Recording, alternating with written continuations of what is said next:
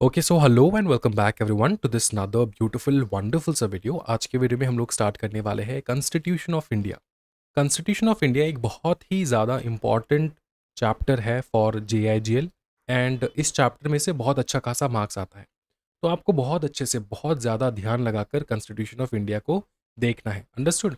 अच्छा, एक चीज़ मैं आपको बता देता हूँ, ये सारा नोट्स जो मैंने यहाँ पे डाल रखा है, आप ये सारा जो नोट्स है ना, ये आपको मिल जाएगा आपको हमारे टेलीग्राम चैनल में। तो टेलीग्राम चैनल से आपको ये नोट्स डाउनलोड कर लेना है। लेक्चर स्टार्ट करने से पहले भी डाउनलोड कर सकते हो। नोट्स मैं अवेलेबल करवा दूंगा अभी after finishing the lecture, and lecture upload करने से पहले I will provide with the notes. Now one thing, कि जो भी बच्चा आज तक कॉन्स्टिट्यूशन ऑफ इंडिया के बारे में समझा ही नहीं है, सुना ही नहीं है, फॉर एग्जाम्पल, ये तो पॉसिबल नहीं है, लेकिन फिर भी मैं मान के चल रहा हूँ कि अगर तुमको पता नहीं है कॉन्स्टिट्यूशन ऑफ इंडिया के बारे में, वो भी बच्चा अगर सेल्फ रीडिंग वाला स्टूडेंट है ना, सेल्फ रीड करेगा इस नोट्स को, तुमको समझ में आ जाएगा। क्योंकि ये जो नोट्स है ना, ये तुमसे बात करता है। This notes talks to you. ठीक है, ये तुमसे बात करेगा, भैया ये ऐसे स्टार्ट होता है, वैसे स्टार्ट होता है, ऐसा होता है, ये एग्जाम्पल रहा। इस प्रकार से मैंने इस नोट्स को बहुत अच्छे से ड्राफ्ट कर रखा है, और इतनी अच्छी तरीके से ड्राफ्टिंग किया है तुमको, अगर तुम लेक्चर ना देख के सिर्फ घर में बैठ के सिर्फ यही पढ़ लोगे, एक बार गो थ्रू कर लोगे, तुमको सब समझ में आ जाएगा। ठीक है, लेक्चर शुरू कर रहे हैं हम लोग। लेक्चर शुरू करने से पहले मैं एक रिक्वेस्ट करना चाहता हूँ हर एक स्टूडेंट को कि do like this video right now, so that ये वीडियो ज़्यादा से ज़्यादा स्टूडेंट्स तक पहुँच पाए। Also at the same time, ये जो वीडियो है, इसके नीचे आप बहुत सारे कमेंट्स ड्रॉप कर देना। कमेंट्स क्यों ड्रॉप करना है सर? क्योंकि मुझको पता चलेगा आपको लेक्चर पसंद आया है या नहीं आया है। अगर आपने 10 मिनट लेक्चर देखा तब भी कमेंट करना है, अगर आपने 5 मिनट देखा तब भी, अगर आपने 1 घंटे 2 घंटे लेक्चर देखा तब भी कमेंट ज़रूर ड्रॉप करके जाना है। Without dropping the comment you don't go. Why? Because ये एक प्रकार का तुम सोच रहे होगे बार्टर सिस्टम हो गया, मैं आपके लिए लेक्चर्स अपलोड कर रहा हूँ एंड यू आर कमेंटिंग कि आपको लेक्चर कैसा लगा, so that we can understand कि what we have to improve further. Understood? So let's start with the lecture. आज हम लोग करने वाले हैं कॉन्स्टिट्यूशन ऑफ इंडिया। अगर मैं एग्जामिनेशन सेंट्रिक रहूं तो कॉन्स्टिट्यूशन ऑफ इंडिया जो है एक बहुत ही ब्यूटीफुल चैप्टर है, बहुत अच्छा खासा मार्क्स आता है, 15 मार्क 20 मार्क आ सकता है कॉन्स्टिट्यूशन ऑफ इंडिया से। सबसे पहला टॉपिक जो हम लोग करने वाले हैं वो है प्रियम्बल। कॉन्स्टिट्यूशन में सबसे पहला चीज जो आता है वो होता है प्रियम्बल। प्रियम्बल का मतलब क्या होता है? प्रियम्बल एक प्रकार का इंट्रोडक्शन है टू द कॉन्स्टिट्यूशन। प्रियम्बल आपको इंट्रोडक्शन देता है कॉन्स्टिट्यूशन का। प्रियम्बल सोल है कॉन्स्टिट्यूशन का। प्रियम्बल कहता है कि हमारा जो इंडियन कॉन्स्टिट्यूशन है वो इस नेचर का है। प्रियम्बल अपने को कॉन्स्टिट्यूशन का नेचर बताता है। क्या बताता है? नेचर। कि प्रियम्बल कैसा है, क्या है, ये पूरा नेचर बताता है। अंडरस्टूड? अब सुनो एक चीज, इस प्रियम्बल में लिखा है कि जो हमारा इंडियन कॉन्स्टिट्यूशन है ये एक सॉवरियन लैंड है, सॉवरियन नेशन है। ठीक है? अंडरस्टूड? सॉवरियन मतलब सर कंप्लीटली इंडिपेंडेंट, कोई इसको चला नहीं रहा है अदर देन द पीपल। सिर्फ इसको, इसका जो पूरा पावर है चलाने का, सुप्रीम पावर, ये पीपल के हाथ में रहता है। क्योंकि एक डेमोक्रेटिक कंट्री है, क्योंकि डेमोक्रेटिक है, इसलिए पीपल के हाथ में सब सब पावर रहता है। वही पीपल जो है, वही इतने सारे लोग, नागरिक, सब मिलके वोट करके एक इंसान को PM बनाते हैं, और अलग अलग स्टेट में तो CM बनता ही है। ठीक है? तो ये कंट्री जो है, ये by the people, for the people, of the people.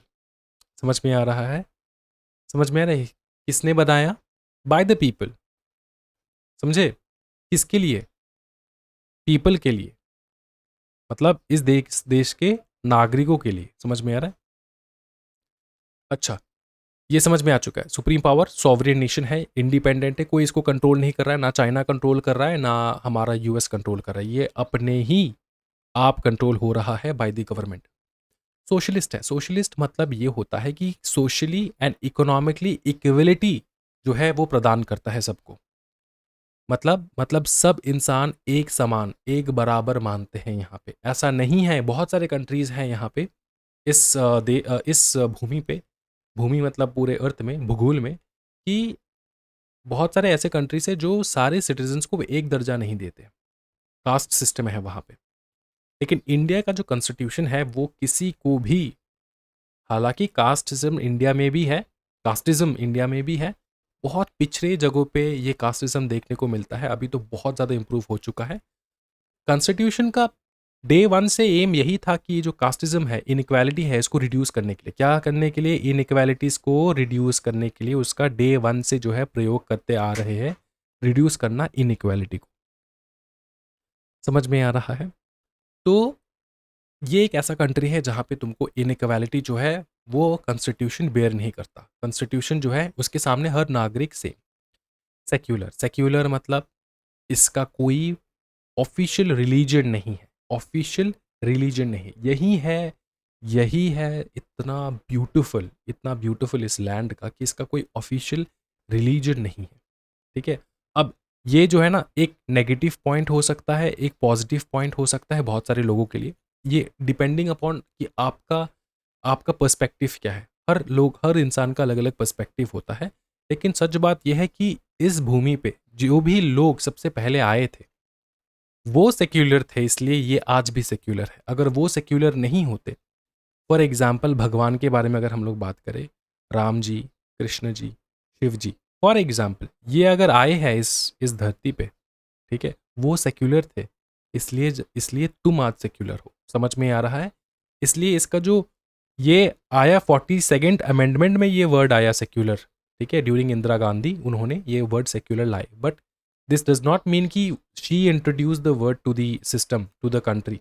ये देश सेक्युलर था बहुत पहले से, इसलिए बहुत मुगलों ने हम पे राज किया, फिर ठीक है ब्रिटिशर्स ने हमारे ऊपर राज किया, फिर हमारे ऊपर इतने सारे मतलब फ्रेंच भी आए थे, पोर्टुगीज वो भी आए थे, तो बहुत सारे लोग ने हमारे ऊपर राज करके गए।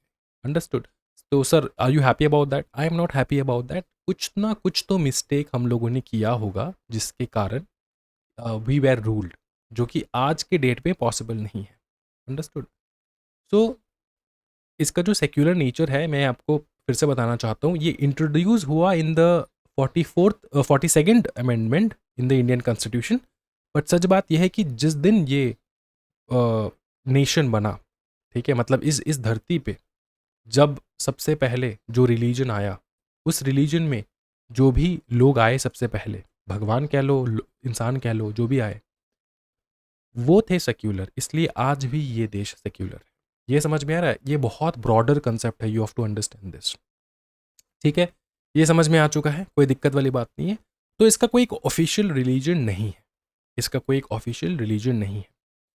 Treats all religion equally, treats all religion equally. अब हमको इस बात का बहुत ध्यान रखना है कि हम लोग सबको अतिथि देवो भव तो करेंगे, ठीक है, द अतिथि जो है वो भगवान के बराबर है, ये हम लोग मानते हैं। इसी चक्कर में इंग्लिश हमारा ब्रिटिशर्स आके हमारे ऊपर राज करके चले गए, फ्रेंच आए, फिर मुगल्स आए, वो लोग राज करके चले गए क्योंकि हमने उनको भगवान का रूप समझा। तो अब जो है ना कि ट्रीट ऑल रिलीजन इक्वली, ये तो सही है, ये तो हम लोग ट्रीट करेंगे, कोई दिक्कत वाली बात नहीं, but we also have to protect our own religion. Religion in the sense मैं सबके बारे में बात कर रहा हूँ, Hindu, Muslim, Sikh, I mean Christianity, Sikh, फिर ईसाई तो वही है क्रिश्चियनिटी, ठीक है, फिर तुम्हारा पारसी, जो भी इंडिया में है, जितने भी इंडियन इंडिया में है उनके बारे में बात करें, सबको सबको we have to all together protect our own religion. तो बताया जाए तो हम जो यहाँ पे जो लोग हैं, हमारे यहाँ पे जितने भी रिलीजन हैं, सब लोग ना एक पर्टिकुलर नेचर के हैं, एक कॉमन नेचर को हम लोग ना बिलोंग करते हैं।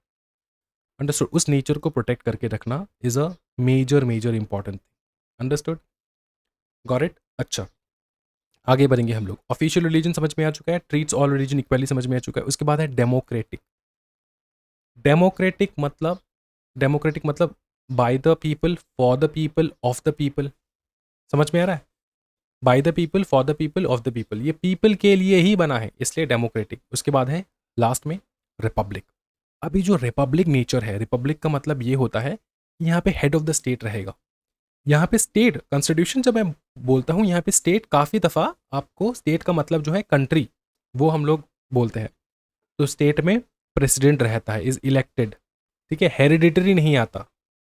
चाइना में या फिर तुम्हारा क्या कहते हैं इसको, नॉर्थ कोरिया में जो जैसे हेरिडिटरी रूल है वैसा नहीं है, राजा महाराजा का देश नहीं है ये, ठीक है, यहाँ पे हेरिडिटरी रूल नहीं है, यहाँ पे इलेक्ट होता है प्रेसिडेंट। Got it?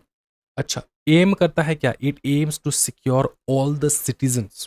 पहला क्या देगा? सिक्योरिटी देगा सारे सिटीजन्स को। किस प्रकार का security? Justice, liberty, equality and fraternity. Justice मतलब तुमको पता है, social justice, economic justice, political justice. Liberty of thought मतलब तुम क्या करना चाहते हो, एक्सप्रेशन, बिलीफ, फेथ, वर्शिप, सब में फ्रीडम देता है। Of status and opportunity, of status and opportunity मतलब equality of the status and opportunity मतलब तुम कहीं से भी आते हो, तुम किसी भी वर्ग से आते हो, तुम किसी भी धर्म से आते हो, कहीं से भी आते हो, तुम्हारा स्टेटस एंड अपॉर्चुनिटी, तुमको दोनों को equal opportunity and equal status मिलने वाला। करेक्ट। लास्ट में है फ्रेटर्निटी। फ्रेटर्निटी मतलब डिग्निटी से रहना, डिग्निटी ऑफ द इंडिविजुअल, एक यूनिटी में रहना, एक इंटीग्रिटी फील करना फॉर द नेशन। ठीक है, वो होता है fraternity, assuring dignity of the individual. तुम मान सम्मान इज्जत के साथ रहोगे यहाँ पे, किसी का स्लेव होकर नहीं। तो यह है fraternity. Understood. Sovereign, socialist, secular, democratic Republic India को डिक्लेयर करता है, ये है नेचर, और ये एम करता है कि सारे सिटीजन को justice, liberty, equality and fraternity मिले। एडॉप्शन का डेट था 26 नवंबर 1949। अच्छा, हम लोग नेक्स्ट जाएंगे। केम इनटू फोर्स, ये अडॉप्ट हुआ इस दिन, लेकिन फोर्स में कब आया? Came into force, came into force broad framework of the constitution January 26 1950, republic day. ठीक है, जनवरी 26 को हम लोग मनाते हैं क्या? Republic day. दो चीज़ बनाते हैं हम लोग जनवरी 26 को, एक है हमारा बर्थडे, मेरा बर्थडे, एंड दूसरा है रिपब्लिक डे। फिर आता है आर्टिकल्स। यहाँ पे 395 articles and 22 parts and 8 schedules में डिवाइडेड था, लेकिन अब तो हालांकि बढ़ चुका है, एंड 12 शेड्यूल्स। ठीक है, मोर एडिशन हुआ है ना। आगे देखेंगे हम लोग। अच्छा, एक बहुत ही सुंदर जो टॉपिक हम लोग यहाँ पे डिस्कस करेंगे कि हम लोग जब भी कॉन्स्टिट्यूशन के बारे में बात करते तो यहाँ पे दो प्रकार का नेचर आता है, एक है फेडरल नेचर, दूसरा है यूनिटरी नेचर। फेडरल नेचर क्या है, यूनिटरी नेचर क्या है, वो हम लोग समझेंगे। फेडरल नेचर एक्चुअली में होता क्या है, मैं तुमको समझाता हूँ। फेडरल नेचर जो होता है ना, देखो यहाँ पे मैं बता देता हूँ। ये फीचर्स देख लो, यहाँ पे फीचर्स देख लोगे तो पूरा क्लियर हो जाएगा। Features of a federal system. Federal nature में क्या होता है ना, वहाँ पे हमेशा दो गवर्नमेंट रहता है, एक सेंटर में रहेगा, एक स्टेट में रहेगा, union government and state government. ठीक है, फिर है डिस्ट्रीब्यूशन ऑफ पावर। पावर जो है वो डिस्ट्रीब्यूटेड है, लिस्ट में डिस्ट्रीब्यूटेड है, union list, state list and concurrent list. Union list वो लिस्ट जहाँ पे लिखा है कि सेंटर का क्या पावर है, स्टेट लिस्ट वो लिस्ट जहाँ पे लिखा है कि स्टेट का क्या पावर है, कहाँ पे रूल्स बनाएगा वो, एंड कॉन्करेंट जहाँ पे यूनियन प्लस स्टेट दोनों मिलके काम करेगा। और एक है रेसिड्यूरी, रेसिड्यूरी पावर्स। इसको बहुत सारे लोग रेसिड्यूरी पावर्स भी कहते हैं, मैं कहता हूँ residuary, residuary, jury powers, residuary powers. ठीक है, करेक्ट प्रोनाउंसिएशन। रेसिड्यूरी पावर्स भी कह सकते हो तुम लोग, रेसिड्यूरी पावर। ये कौन सा पावर है? ये वो पावर है जो ना तो यूनियन में आता है, ना तो स्टेट में आता है, ना तो कंकरेंट में आता है, इन तीनों में नहीं आता। ये आता है रेसिड्यूरी पावर्स। और ये पावर किसके पास होता है? ये अल्टीमेटली गवर्नमेंट, सेंट्रल गवर्नमेंट के पास रहता है। रेसिड्यूरी पावर यहाँ पे एक्सप्लेन कर देता हूँ। यूनियन के पास कुछ पावर्स है, स्टेट के पास कुछ पावर्स है, स्टेट लिस्ट में स्टेट वाला है, यूनियन लिस्ट में यूनियन वाला है, कॉन्करेंट लिस्ट में दोनों है। यूनियन प्लस स्टेट कौन से जगह पे वो लोग पावर हैंडल करेंगे, है ना। लेकिन जो टॉपिक यहाँ पे डिस्कस नहीं है, कॉन्स्टिट्यूशन बना बहुत साल पहले, तब वो टॉपिक्स इंपॉर्टेंट नहीं लग रहे थे, इसलिए उन्होंने इंक्लूड नहीं किया। तो जो भी टॉपिक्स यहाँ पे इंक्लूडेड नहीं है, ना तो यूनियन में इंक्लूडेड है, ना तो स्टेट में, ना तो कॉन्करेंट, वो सारे टॉपिक्स हम लोग कहते हैं रेसिड्यूरी पावर। उनको रेसिड्यूरी पावर कहा जाता है और वो यूनियन के पास रहता है, यूनियन के पास रहता है। समझ में आ रहा है? फॉर एग्जाम्पल सर, कुछ एग्जाम्पल बता दो रेसिड्यूरी पावर्स का। पहला होता है साइबर सिक्योरिटी, दूसरा होता है स्पेस, जैसे कि चंद्रयान वगैरह, समझ में आ रहा है जो हुआ है प्रोजेक्ट वगैरह। तो ये सारा जो है, ये इन टॉपिक्स में स्पेस से रिलेटेड अपने को क्या करना है, ये कौन डिसाइड करेगा? स्टेट डिसाइड करेगा, सेंटर? सेंटर। क्यों? क्योंकि ये रेसिड्यूरी पावर में आता है। ठीक है, फिर जेनेटिक रिसर्च, ये अलग है, ये साइंस से रिलेटेड है। जेनेटिक रिसर्च, जेनेटिकली डेवलप करना चीज़ें, या फिर कुछ भी जेनेटिक्स से, जेनेटिक इवैल्यूएशन से रिलेटेड है, रिसर्च से रिलेटेड है, वो सारा आता है तुम्हारा रेसिड्यूरी पावर में। इसके अलावा भी बहुत सारे हैं। साइबर सिक्योरिटी, तब किसको पता था कि साइबर का कुछ ऐसा चीज़ होगा, मोबाइल फ़ोन ऐसे आएंगे? बताओ ना, 75 76 ईयर्स हो रहा है, तब किसको पता था? हाँ जी, कि इतने साल पहले किसको पता था कि मोबाइल फ़ोन आएगा, ऐसा लैपटॉप, ये चैट जीपीटी वगैरह आ जाएगा, जेमिनाई आ जाएगा, किसको पता था बताओ?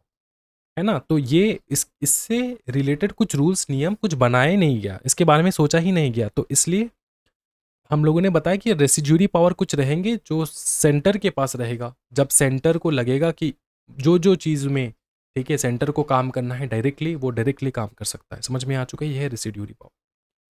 तो ये जो डिस्ट्रीब्यूशन ऑफ पावर होता है ना, जैसे मैंने बताया तुमको, union list, state list, union centre के पास कुछ पावर है, स्टेट के पास कुछ पावर है, दोनों के पास कुछ पावर्स है। यहाँ पे लिस्ट में क्या लिखा होता है? वो टॉपिक्स जिनसे रिलेटेड वो लोग नियम बना सकते हैं। एक है तुम्हारा सेंटर, एक है स्टेट, दूसरा एक लिस्ट है जहाँ पे दोनों मिल के पावर जो है नियम बनाएंगे। समझ में आ चुका है? ये 7th शेड्यूल में लिखा है। अच्छा, supremacy of the constitution, yes, दोनों फॉलो करेगा, यूनियन प्लस स्टेट दोनों फॉलो करेगा कॉन्स्टिट्यूशन को। इंडिपेंडेंस ऑफ जुडिशरी, जुडिशरी यहाँ पे हमेशा इंडिपेंडेंट रहता है। ये एक नेचर है, फीचर है फेडरल सिस्टम का। हमारे इंडिया में जुडिशरी इंडिपेंडेंट है कि नहीं? Obviously supreme court completely independent. ठीक, कभी कभार एक दो केस निकल जाता है, लेकिन चलो होता है, कोई दिक्कत वाली बात नहीं है। लेकिन हाँ, क्या है? इंडिपेंडेंट। फिर है written constitution, it is a written constitution. ऐसे मुंह बोली जबानी ऐसा कुछ नहीं है, ये रिटन है constitution. Rigid procedure for amendment, अगर इसको चेंज करना है, हाँ चेंज कर सकते हैं, लेकिन इसका प्रोसीजर बहुत डिफ़िकल्ट है, बहुत प्रोसेस से होके गुजरना पड़ता है, उसके बाद जाके तुम अमेंडमेंट वगैरह ला सकते हो, चेंज कर सकते हो यहाँ पे। तो ये सारे जो है ना, ये सारे फीचर्स है फेडरल नेचर के। तो तुमको पता है कि हाँ, दो गवर्नमेंट है, पावर अलग अलग है, सुप्रीमेसी कॉन्स्टिट्यूशन का सबसे ज़्यादा है, इंडिपेंडेंट है जुडिशरी, रिटन है कॉन्स्टिट्यूशन, रिगिड है, डिफिकल्ट है चेंज करना। और एक पावर आता है, और एक टाइप ऑफ जो है सिस्टम आता है, वो है यूनिटरी फीचर्स।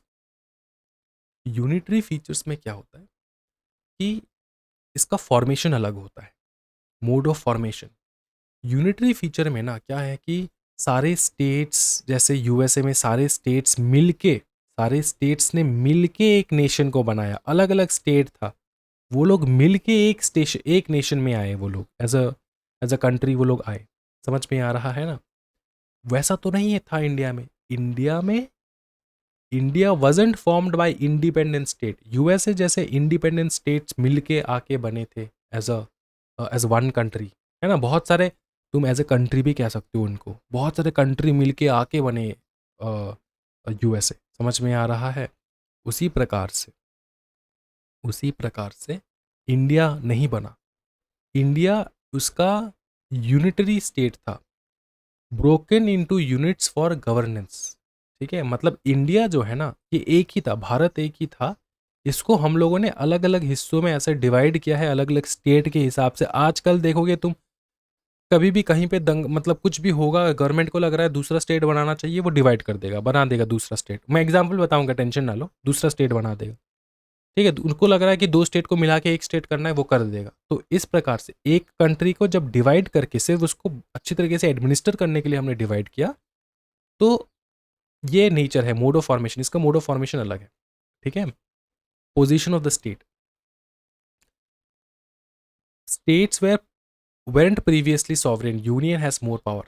यूनिटरी फीचर में ना यूनियन का पावर ज़्यादा रहता है। ठीक है, यूनियन मतलब सेंट्रल गवर्नमेंट का पावर रहता है। तो इंडिया में स्टेट का पावर है या सेंट्रल गवर्नमेंट का? ज़्यादा ज़्यादा पावर बताओ। दोनों को पावर है, लेकिन सेंट्रल का थोड़ा ज़्यादा है। इसलिए इंडिया जो है ना, ये सिर्फ फेडरल वाला कंट्री नहीं है, फेडरल सिस्टम का कंट्री नहीं है। यहाँ पे यूनिटरी फीचर्स भी देखने को मिलता है। ऑब्वियसली इंडिया डिवाइडेड है इनटू स्टेट एंड सेंटर, लेकिन ये जो नेचर है ना, डिवाइड करना स्टेट एंड सेंटर, इसको फेडरल सिस्टम कहते हैं। यूनिटरी सिस्टम भी है, जहाँ पे स्टेट एंड सेंटर में डिवाइड तो है, लेकिन सेंटर के पास ज़्यादा पावर है। यह है यूनिटरी फीचर। समझा? फिर है रेसिडरी पावर, मैंने एक्सप्लेन कर दिया है। अपॉइंटमेंट ऑफ गवर्नर, गवर्नर को अपॉइंट करना। देखो, कोई भी अगर कंट्री, मतलब स्टेट पकड़ ले, कोई भी स्टेट अगर सिर्फ फेडरल नेचर में चलेगा ना, तो वो, अगर कोई भी स्टेट पकड़ ले, स्टेट उसका अगर फेडरल सिस्टम होगा, तो वो मालिक रहेगा, स्टेट का कोई एक मालिक रहेगा, वही मालिक रहेगा, पूरा स्टेट को चलाएगा। इंडिया में ऐसा नहीं है। इंडिया में जो स्टेट का मालिक कौन होता है? गवर्नर, गवर्नर होता है स्टेट का मालिक। इस गवर्नर को कौन बिठाता है? प्रेसिडेंट। प्रेसिडेंट किसका बंदा होता है? सेंटर का बंदा होता है प्रेसिडेंट। तो समझ में आ रहा है? हम स्टेट एंड सेंटर दो प्रकार से चलाते हैं, लेकिन मोस्टली तुम देखोगे तो सेंटर के पास ज़्यादा पावर है। Appointment of governor, governor head of the state is appointed by the president, जो कि यूनियन का हेड होता है। इमरजेंसी प्रोविजन ऐसा भी है कि अगर सेंटर को कभी भी इमरजेंसी में पूरा स्टेट का पावर छीनना पड़े तो छीन सकता है ड्यूरिंग इमरजेंसीज। जैसे इंदिरा गांधी ने लगाया था इमरजेंसी, उसी प्रकार से सेंटर का पूरा पावर आ चुका था, स्टेट को किसी किसी प्रकार का पावर नहीं दिया गया था। समझे? तो इमरजेंसी प्रोविजन था, centre can take over state power during emergencies. Got it? हाँ जी। तो ये पूरा समझ में आ चुका है। इसलिए इंडिया इंडिया जो है फेडरल प्लस यूनियन दोनों है, दोनों सिस्टम है, दोनों नेचर है इंडिया में देखने को मिलता है। इसलिए हम लोग इसको क्वासी फेडरल कहते हैं। इस गवर्नमेंट को हम लोग कहते हैं quasi federal government. Quasi federal, quasi federal मतलब पूरा फेडरल नहीं, थोड़ा यूनिटरी भी है। इसलिए हम लोग इस गवर्नमेंट को कहते हैं क्वासी फेडरल नेचर है इस गवर्नमेंट का, इस कंट्री का। ठीक है? समझे? समझे? तो इंडिया जो है ये बेसिकली फेडरल है, बट स्ट्रॉन्ग यूनिटरी फीचर भी है, मतलब सेंट्रलाइजेशन भी देखने को मिलता है यहाँ पे, सेंट्रल के पास ज़्यादा पावर रहता है। क्या ये समझ में आ रहा है? हाँ जी। इसलिए इंडिया फेडरल, सिर्फ फेडरल नहीं है। अगर सेंटर के पास कुछ पावर नहीं होता, सिर्फ स्टेट के पास पावर रहता, तो ये सिर्फ फेडरल नेचर का होता कंट्री। लेकिन ऐसा है नहीं, यहाँ पे स्टेट के पास भी पावर है, सेंटर के पास भी पावर है। इसलिए ये क्या है बताओ? Quasi federal. समझ में आ चुका है? अब तुमको यूनियन एंड स्टेट के बीच में कुछ डिफरेंसेस मैं तुमको समझाऊंगा, बेसिक क्लियर कर दूंगा, जो तुमको क्लास 7, 8, 9, 10 में समझ में आ चुका होगा। लेकिन अब मैं तुमको यहाँ पे क्लियर कर देता हूँ एक बार। जैसे हम लोग कहते हैं ना यूनियन टेरिटरी, एक होता है यूनियन टेरिटरी, ठीक है, एक होता है स्टेट। इंडिया का जो डिवीजन हुआ ना इंडिया का, वो divided into union and state है। कुछ यूनियन टेरिटरीज है, कुछ स्टेट्स है। तो कुछ यूनियन टेरिटरीज जो है उसके बारे में हम लोग देखेंगे, और क्यों वो लोग यूनियन टेरिटरी बने वो भी हम लोग देखेंगे। क्यों हम लोग यूनियन एंड स्टेट को अलग किए, मतलब इंडिया को दो प्रकार से बांट दिए, एक है यूनियन, दूसरा स्टेट। पहला जो है वो है दिल्ली। तो तुमको सबसे पहला चीज बताया, अच्छा सबसे पहले ये हम लोग आपको समझा देते हैं कि यूनियन टेरिटरी हम लोग क्यों घोषित करते हैं। यूनियन टेरिटरी मतलब मोस्टली इसका जो पूरा कंट्रोल रहता है, कंट्रोल नहीं कह सकता मैं, पावर, मोस्टली जो पावर रहता है वो सेंट्रल गवर्नमेंट का रहता है वहां पे। किसका रहता है बताओ? सेंट्रल गवर्नमेंट का पावर रहता है। समझे? तो यूनियन टेरिटरी, कोई भी एरिया, कोई भी स्टेट अगर यूनियन टेरिटरी घोषित कर दिया गया तो उसके ऊपर सेंट्रल गवर्नमेंट का पावर आ जाएगा। ये क्यों होता है? सेंट्रल गवर्नमेंट क्यों कंट्रोल करता है यूनियन टेरिटरीज को? क्योंकि स्ट्रेटेजिक रीजन हो सकता है, हो सकता है कोई भी बहुत कॉन्फ्लिक्टेड एरिया हो, जैसे कि जम्मू एंड कश्मीर। जम्मू एंड कश्मीर बहुत कॉन्फ्लिक्टेड एरिया है ना, चाइना यहाँ से अटैक कर रहा है, पाकिस्तान वहाँ से अटैक कर रहा है, तो इसको हम लोग सीधा यूनियन घोषित कर दिए। जम्मू कश्मीर एंड लद्दाख को, दोनों को यूनियन घोषित कर दिए ना। तो क्यों कर दिए? क्योंकि स्ट्रेटेजिक रीजन के वजह से, सिक्योरिटी की वजह से। क्यों सर? स्टेट स्टेट होता तो कंट्रोल कर लेता, नहीं कर पाएगा स्टेट कंट्रोल। जैसे सेंट्रल गवर्नमेंट कंट्रोल करेगा वैसे स्टेट कंट्रोल नहीं कर पाएगा। क्यों? तुम वेस्ट बंगाल का सोच लो, वेस्ट बंगाल का सोच लो। ये जो तुम्हारे वेस्ट बंगाल में बांग्लादेशी जो सारे घुसपैठिए आके बैठे हैं वेस्ट बंगाल में, ममता बनर्जी क्यों नहीं प्रोटेक्ट किया?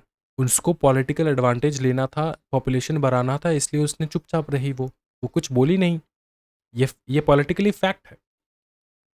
तो अगर कोई भी किसी भी कॉन्फ्लिक्टेड एरिया को ना हम लोग इस प्रकार से स्टेट गवर्नमेंट को चलाने के लिए दे देना, तो ऐसा हो जाएगा। कॉन्फ्लिक्टेड एरिया है बांग्लादेश एंड, वैसे सर फिर वेस्ट बंगाल को हम लोगों ने यूनियन टेरिटरी क्यों घोषित नहीं किया? क्योंकि Bangladesh was a friendly country. उसको बांग्लादेश, हम लोगों ने बांग्लादेश, हमने बनाया उसको बांग्लादेश। समझ में आ रहा है? They are a friendly country. समझ में आ रहा है? They were a very very friendly country. तो यहाँ पे कोई कॉन्फ्लिक्ट था ही नहीं, इसलिए हम लोगों को यूनियन बनाने का कोई दरकार ही नहीं पड़ा। जम्मू कश्मीर को पड़ा क्योंकि वो बहुत कॉन्फ्लिक्टेड एरिया है। एक है चाइना, दूसरा है हमारा पाकिस्तान अटैक करे, एक यहाँ से एक दूसरे वहाँ से, इसलिए जम्मू कश्मीर को बनाना पड़ा। स्ट्रेटेजिक रीजन की वजह से बनाना पड़ता है। कभी कभार बहुत बहुत सारे ऐसे रीजन होता है जो बहुत छोटे होते हैं, ना तो उसको हम लोग स्टेट भी डिक्लेयर नहीं कर पाएंगे, इसलिए हम लोग उसको अच्छे से मेंटेन करने के लिए अच्छे से, और बहुत डाइवर्स होते हैं, उसको हम लोग यूनियन घोषित कर देते हैं, तो सो दैट सेंटर उसको अच्छे से कंट्रोल कर पाए। क्या ये समझ में आ रहा है? क्या ये समझ में आ रहा है? और तीसरा सिक्योरिटी रीजन की वजह से, समझेंगे। सबसे पहला है दिल्ली, कैपिटल है भैया, इसको तो बनाना ही था यूनियन, कैपिटल है, इसको अच्छे से कंट्रोल करना होगा गवर्नमेंट को, तो ये एक यूनियन टेरिटरी। दूसरा है चंडीगढ़, चंडीगढ़ एक टुकड़ा है पंजाब एंड हरियाणा का, ठीक है, दोनों का कैपिटल एक ही है चंडीगढ़। पंजाब एंड हरियाणा का कैपिटल कौन है? चंडीगढ़। समझ में आ रहा है? तो पंजाब एंड हरियाणा को तोड़ के जो हम लोगों ने चंडीगढ़ बनाया, इसलिए इस एरिया को हम लोग यूनियन घोषित कर दिए, बोले गवर्नमेंट चलाएगा इसको, अच्छे से देखेगा, दो दो स्टेट को चलाना है, सेंट्रल है, ठीक है, कैपिटल है ये। फिर जम्मू एंड कश्मीर एंड लद्दाख, जो तुमको पता है 370 के एबॉलिशन की वजह से, जब 370 हट गया तो जम्मू एंड कश्मीर क्या बन गया बताओ? Union territory.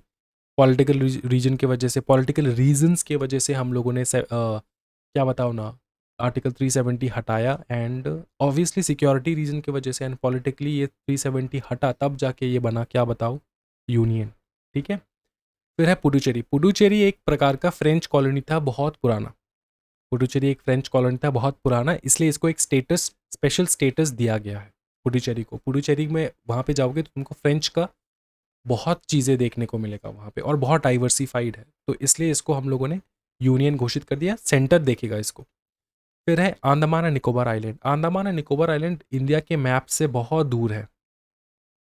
अब ये जो इतना दूर लोकेटेड है ना, ये तो इंडिया का हिस्सा है obviously, Andaman and Nicobar island. तो इसको तो चाइना भी कैप्चर कर सकता है, यूएस भी कैप्चर कर सकता है, कोई भी कैप्चर कर सकते हैं। इसको अगर हम लोग स्टेट बना के रख दे तो दिक्कत हो जाएगा, इसलिए हम लोगों ने इसको यूनियन बना दिया, क्योंकि सेंटर डायरेक्ट बैठ के यहाँ से बैठ के इसको कंट्रोल करेगा। स्ट्रेटेजिक सिग्निफिकेंस के वजह से, सिक्योरिटी की वजह से, और रिमोट लोकेशन बहुत दूर है, इसलिए इसको हम लोगों ने क्या बना दिया बताओ? यूनियन। फिर है लक्षद्वीप, लक्षद्वीप भी सेम रीजन है, स्ट्रेटेजिक सिग्निफिकेंस के कारण, सिक्योरिटी कारण, ये बे ऑफ बंगाल में आता है, located near bay of Bengal. वहाँ पे बहुत सारे तुमको वो बांग्लादेशी मिलेंगे, फिर यूएस का जो है वो तो आते तो नहीं है, क्योंकि रीजन तो इंडियन ओशन के अंदर आता है, तो बहुत स्ट्रेटेजिक जगह हो सकता है, इसलिए इसको हम लोगों ने, लक्षद्वीप आइलैंड को भी हम लोगों ने यूनियन बना के रखा है, स्ट्रेटेजिक सिग्निफिकेंस की वजह से, सिक्योरिटी की वजह से। फिर है दादर नगर हवेली एंड दामन एंड दीव, बहुत सारे लोगों को ये पता ही नहीं हुआ, गुजरात के उस पार इसको आपको देखने को मिलेगा ये, ठीक है। दादर नगर हवेली एंड दमन दीव, इनको 2020 में यूनियन टेरिटरी बनाया गया। इससे पहले ये दोनों दोनों जो है अलग अलग थे, दोनों को एक बनाया गया एज अ यूनियन टेरिटरी। समझ में आ रहा है? ये दोनों अलग अलग थे पहले, 2020 से पहले इस दोनों को मिला के एक यूनियन टेरिटरी बनाया गया। क्यों? बहुत छोटा साइज है इनका, और यूनिक नीड्स हैं इनके, तो इन नीड्स को फुलफिल करने के लिए सीधा सेंट्रल गवर्नमेंट आया, बोला कि हम कंट्रोल करेंगे इनको। समझे? ये है यूनियन, और यूनियन सेंट्रल गवर्नमेंट का पूरा हाथ होता है इनको चलाने के लिए, और यूनियन इसलिए घोषित किया जाता है सो दैट सेंटर अच्छे से कंट्रोल कर पाए, बहुत सारे डिसीजन सिर्फ सेंटर के पास रहता है। अब तुम कहोगे सर, हमारा केजरीवाल साहब जो दिल्ली में बैठ के चला रहे थे, फिर अगर सेंटर के पास पावर है तो केजरीवाल इतने बड़े बड़े घोटाले कैसे कर लिए? तुमको बताया था ना, इंडिया एक क्या है? हाँ जी, बताओ ना, बताओ ना। इंडिया एक फेडरल नेचर का कंट्री है, इसमें तुमको दोनों टाइप को देखने को मिलेगा। दिल्ली में सीएम बैठता है, सीएम चाहिए होता है, लेकिन ये एक यूनियन टेरिटरी है, याद रखना, समझे? और स्टेट्स अलग है, स्टेट में सेंटर का कोई कंट्रोल नहीं होता पूरा पूरा, जैसे कि तुम्हारा वो क्या कहते हैं इसको, वेस्ट बंगाल पकड़ लो, नागालैंड पकड़ लो, इनका कोई कंट्रोल नहीं होता, तो वो बहुत डिफिकल्ट होता है कंट्रोल करने के लिए, वो उनका रीजनल मिनिस्टर्स होते हैं कंट्रोल करने के लिए। क्या ये समझ में आ रहा है? तो नेचर वेचर पूरा समझ में आ चुका, कोई दिक्कत वाली बात नहीं है, बहुत ज़्यादा बवाल हो रहा है सर। फिर हम लोग आगे देखेंगे, ये सब हो चुका है, फिर धीरे धीरे हम लोग बहुत फास्ट फॉरवर्ड जाएंगे, ठीक है। इतना तो समझ में आ चुका है, फेडरल नेचर, यूनिटरी नेचर क्या है, फीचर वगैरह। ओके, नेक्स्ट जो हम लोग देखने वाले हैं ना, फंडामेंटल राइट्स। जो कि पार्ट 3 में लिखा है फंडामेंटल राइट्स। यही आपको पर के कंप्लीट करके जाना है एग्जामिनेशन में। फंडामेंटल राइट्स के बारे में देखेंगे, आर्टिकल 12 से 35 तक आता है। Fundamental rights, right to equality start होता है 14 से लेकर 18 तक, राइट टू फ्रीडम स्टार्ट होता है 19 से 22, राइट अगेंस्ट एक्सप्लॉइटेशन स्टार्ट होता है 23 से 24, right to freedom of religion start होता है 25 to 28, cultural and educational right start होता है 29 से 30, एंड लास्टली जो आर्टिकल 32 है वो है कॉन्स्टिट्यूशनल रेमेडीज। आर्टिकल 31 जो है उसको हटाया गया, जो कि राइट टू प्रॉपर्टी था, उसको 44th अमेंडमेंट में इसको हटा दिए हम लोगों ने, और आर्टिकल 300A में लिख दिए उसको। ठीक है, इसको देखो पार्ट 3 में अगर लिखा होगा ना, पार्ट 3 में क्या लिखा है, पार्ट 3 में हमेशा फंडामेंटल राइट्स लिखे होते हैं। देखो पार्ट 3 से निकाल दिए हम लोगों ने राइट टू प्रॉपर्टी, आर्टिकल 31 निकाल दी। क्यों निकाले सर? क्योंकि राइट टू प्रॉपर्टी था, राइट टू प्रॉपर्टी मतलब अगर ये फंडामेंटल राइट बन के बैठा रहा तो गवर्नमेंट को प्रॉपर्टी देना होगा सबको, समझे? क्योंकि ये जो राइट है ना, फंडामेंटल राइट, ये गवर्नमेंट देता है लोगों को, स्टेट देगा लोगों को, समझ में आ रहा है? तो राइट टू प्रॉपर्टी मतलब मेरे को ज़मीन खरीदना ही नहीं है, गवर्नमेंट देगा मेरे को ज़मीन। ये इंडिपेंडेंस के टाइम पे दरकार था, क्योंकि पार्टीशन हो रहा था, लोग यहाँ से वहाँ आ रहे थे, वहाँ से यहाँ आ रहे थे, तो सबको इक्वली ज़मीन मिले, इसके कारण ये लाया गया था नियम। ठीक है, अब आफ्टर इंडिपेंडेंस जब देखे सब लोगों ने कि भैया इसको तो हटाना चाहिए, तो इसको हटा दिए, 1978 को हटा दिए, बोले कि भैया बहुत हो गया, सबको ज़मीन दे दिया, अब किसी को ज़मीन नहीं दे सकते हम लोग, क्योंकि ज़मीन देने लग जाए तो खत्म हो जाएगा पूरा ज़मीन। ठीक है, इसलिए हम लोगों ने राइट टू प्रॉपर्टी हटा दिए, लेकिन रखा है उसको, आर्टिकल 300A में लिख दिया, उसको फंडामेंटल राइट से हटा दिया, फंडामेंटल राइट से हटा दिया। अब तुम प्रॉपर्टी ले सकते हो, तुम्हारा कॉन्स्टिट्यूशनल राइट है, तुम इंडिया का सिटीजन हो, तुम आराम से प्रॉपर्टी खरीद सकते हो, लेकिन तुमको खरीदना है, फंडामेंटल राइट नहीं है। अगर ये फंडामेंटल राइट में लिखा रहता तो गवर्नमेंट को देना पड़ता, तुमको खरीदना नहीं पड़ता। समझ में आ रहा है? क्या तुमको इक्वालिटी खरीदना पड़ रहा है या गवर्नमेंट देता है? देता है फ्री में सर। फ्रीडम तुमको खरीदना पड़ रहा है या फिर गवर्नमेंट तुमको इंश्योर कर रहा है? गवर्नमेंट इंश्योर कर रहा है सर, तुमको कोई एक्सप्लॉइट नहीं कर रहा है। ये तुमको पावर कौन देता है? गवर्नमेंट। तुम किसी भी धर्म को मान सकते हो, ये पावर तुमको कौन दे रहा है? गवर्नमेंट। एजुकेशनल राइट, 14 साल की उम्र तक तुमको पढ़ाई जो है वो गवर्नमेंट देखेगा, ये कौन दे रहा है राइट? गवर्नमेंट। तो गवर्नमेंट से मांग सकते हो ना तुम, कॉन्स्टिट्यूशनल रेमेडीज भी मांग सकते हो गवर्नमेंट से। कुछ दिक्कत हो गया, कॉन्स्टिट्यूशन तुमको, कॉन्स्टिट्यूशनल जो तुम्हारा फंडामेंटल राइट्स है वो तुमको दिया नहीं जा रहा है, तो तुम रेमेडीज़ भी ले सकते हो। कुछ भी दिक्कत है तो तुम रेमेडीज़ भी ले सकते हो, कोर्ट से लेना होता है रेमेडीज़। एक्सप्लेन करेंगे कॉन्स्टिट्यूशनल रेमेडीज़ आगे जाके। अब 300A का समझ में आ चुका है, कोई दिक्कत वाली बात नहीं, आगे बढ़ो sir. FR, not absolute, subject to reasonable restriction. Sir FR में रिस्ट्रिक्शन भी है, फंडामेंटल राइट में सर रिस्ट्रिक्शन लगा दिया आपने। हाँ, कौन सा रिस्ट्रिक्शन? पकड़ लो, तुमको एक एग्जांपल के तौर पे समझाता हूँ। Freedom to speech and expression, या फिर freedom of speech and expression कह सकते हो। Freedom of speech and expression, article 19। देखो तुमको दिखाता हूँ, कोई टेंशन नहीं है जिंदगी में, सब कुछ रखना, जब तक मैं हूं तब टेंशन नहीं लेना है, बाकी भैया पास करवा दूंगा मैं। Freedom of speech and expression, article 19, समझे बाबू? स्पीच एंड एक्सप्रेशन में क्या बोला? तुमको जो मर्जी तुम बोलो, ये तुम्हारा अधिकार है, तुम्हारा जो मर्जी तुम बोलो, ये तुम्हारा अधिकार है। ठीक है, लेकिन कुछ रिस्ट्रिक्शंस भी है इसमें। रिस्ट्रिक्शन क्या है? रिस्ट्रिक्शन क्या है? तुम कंट्री के अगेंस्ट में नहीं बोल सकते, तुम पाकिस्तान जिंदाबाद नहीं बोल सकते। समझ में आ रहा है?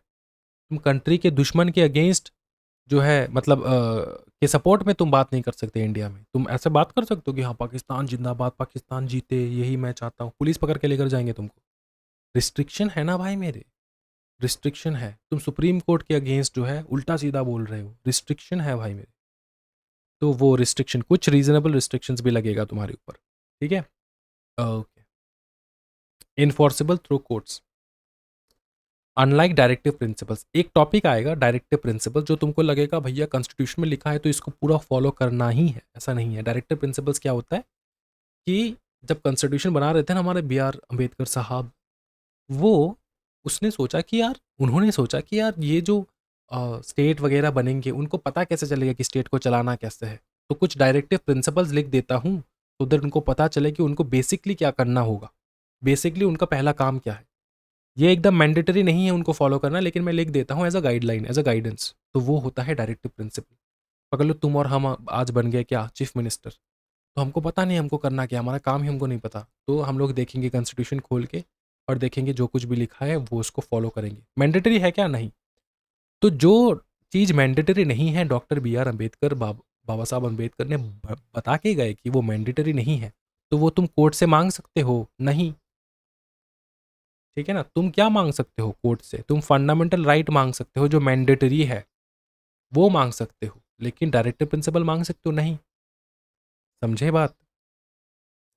डायरेक्टिव प्रिंसिपल्स में ना बहुत सारे पब्लिक के लिए ना अच्छा अच्छा बात लिख कर गए, तो वो जो अच्छा अच्छा बात लिख कर गए ना, वो तुम मांग नहीं सकते गवर्नमेंट से कि वो देखो गवर्नमेंट डायरेक्टर प्रिंसिपल में ऐसा ऐसा चीज़ लिखा है, तुम हमारे लिए कुछ नहीं कर रहे हो डायरेक्टर प्रिंसिपल। तो गवर्नमेंट तुमको बोलेगा वो तो बाबा साहब ने ऐसे ही हमको डायरेक्शन देने के लिए लिख के रखे थे, इसलिए उसका नाम ही है डायरेक्शन वाला प्रिंसिपल, डायरेक्टिव प्रिंसिपल।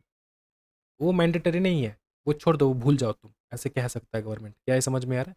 लेकिन फंडामेंटल राइट जो मैंडेटरी है वो तुम आराम से मांग सकते हो गवर्नमेंट से, कोई तुमको रोक नहीं सकता, कोई तुमको जो है पीछे नहीं धकेल सकता कि हाँ फंडामेंटल राइट तुमको नहीं मिलेगा। क्या ये समझ में आ रहा है, पूरा टेंशन वाली बात नहीं, बहुत ज़्यादा बवाल। तो ये fundamental right enforceable through courts है, कोर्ट्स के द्वारा इन्फोर्स किया जा सकता है। मतलब तुमको कोई दे नहीं रहा है राइट टू फ्रीडम, तो तुम कोर्ट में जाओ सीधा। और एक बहुत अच्छी बात यह है कि ना फंडामेंटल राइट जो है ना सबका अधिकार है। तुमको नॉर्मली अगर केस फाइल करना होगा तो तुम कहाँ पे करोगे, डिस्ट्रिक्ट कोर्ट पे करोगे, ज़्यादा से ज़्यादा हाई कोर्ट में चले जाओगे, है ना। यहाँ पे सीधा सुप्रीम कोर्ट में जा सकते हो, तुम्हारा पकड़ लो डिवोर्स का केस चल रहा है, सीधा सुप्रीम कोर्ट में चले जाओगे क्या भाई मेरे, सुप्रीम कोर्ट में चले जाओगे क्या भाई मेरे। आंसर है नो, सुप्रीम कोर्ट में तुम नहीं जा सकते, है ना। लेकिन फंडामेंटल राइट एक ऐसा टाइप ऑफ राइट है तुम्हारा, तुमको ना तो डिस्ट्रिक्ट जाना है ना तो हाई, सीधा चले जाओ सुप्रीम कोर्ट, सीधा उच्च न्यायालय में चले जाओ। ओके, ये समझ में आ चुका है सर। आगे बढ़ो। ओनली टू सिटीजन किस कौन सा आर्टिकल तुमको मिलता है, सिर्फ सिटीजन को 15, 16, 19, 29 एंड 30, ये सिर्फ सिटीजन को मिलेगा और किसी को नहीं। और सबको सबको कौन सा मिलेगा, सिटीजन प्लस फॉरेनर को आर्टिकल 40, 20, 21, 21 ए, 22, 20, 24, 25, 27, 28।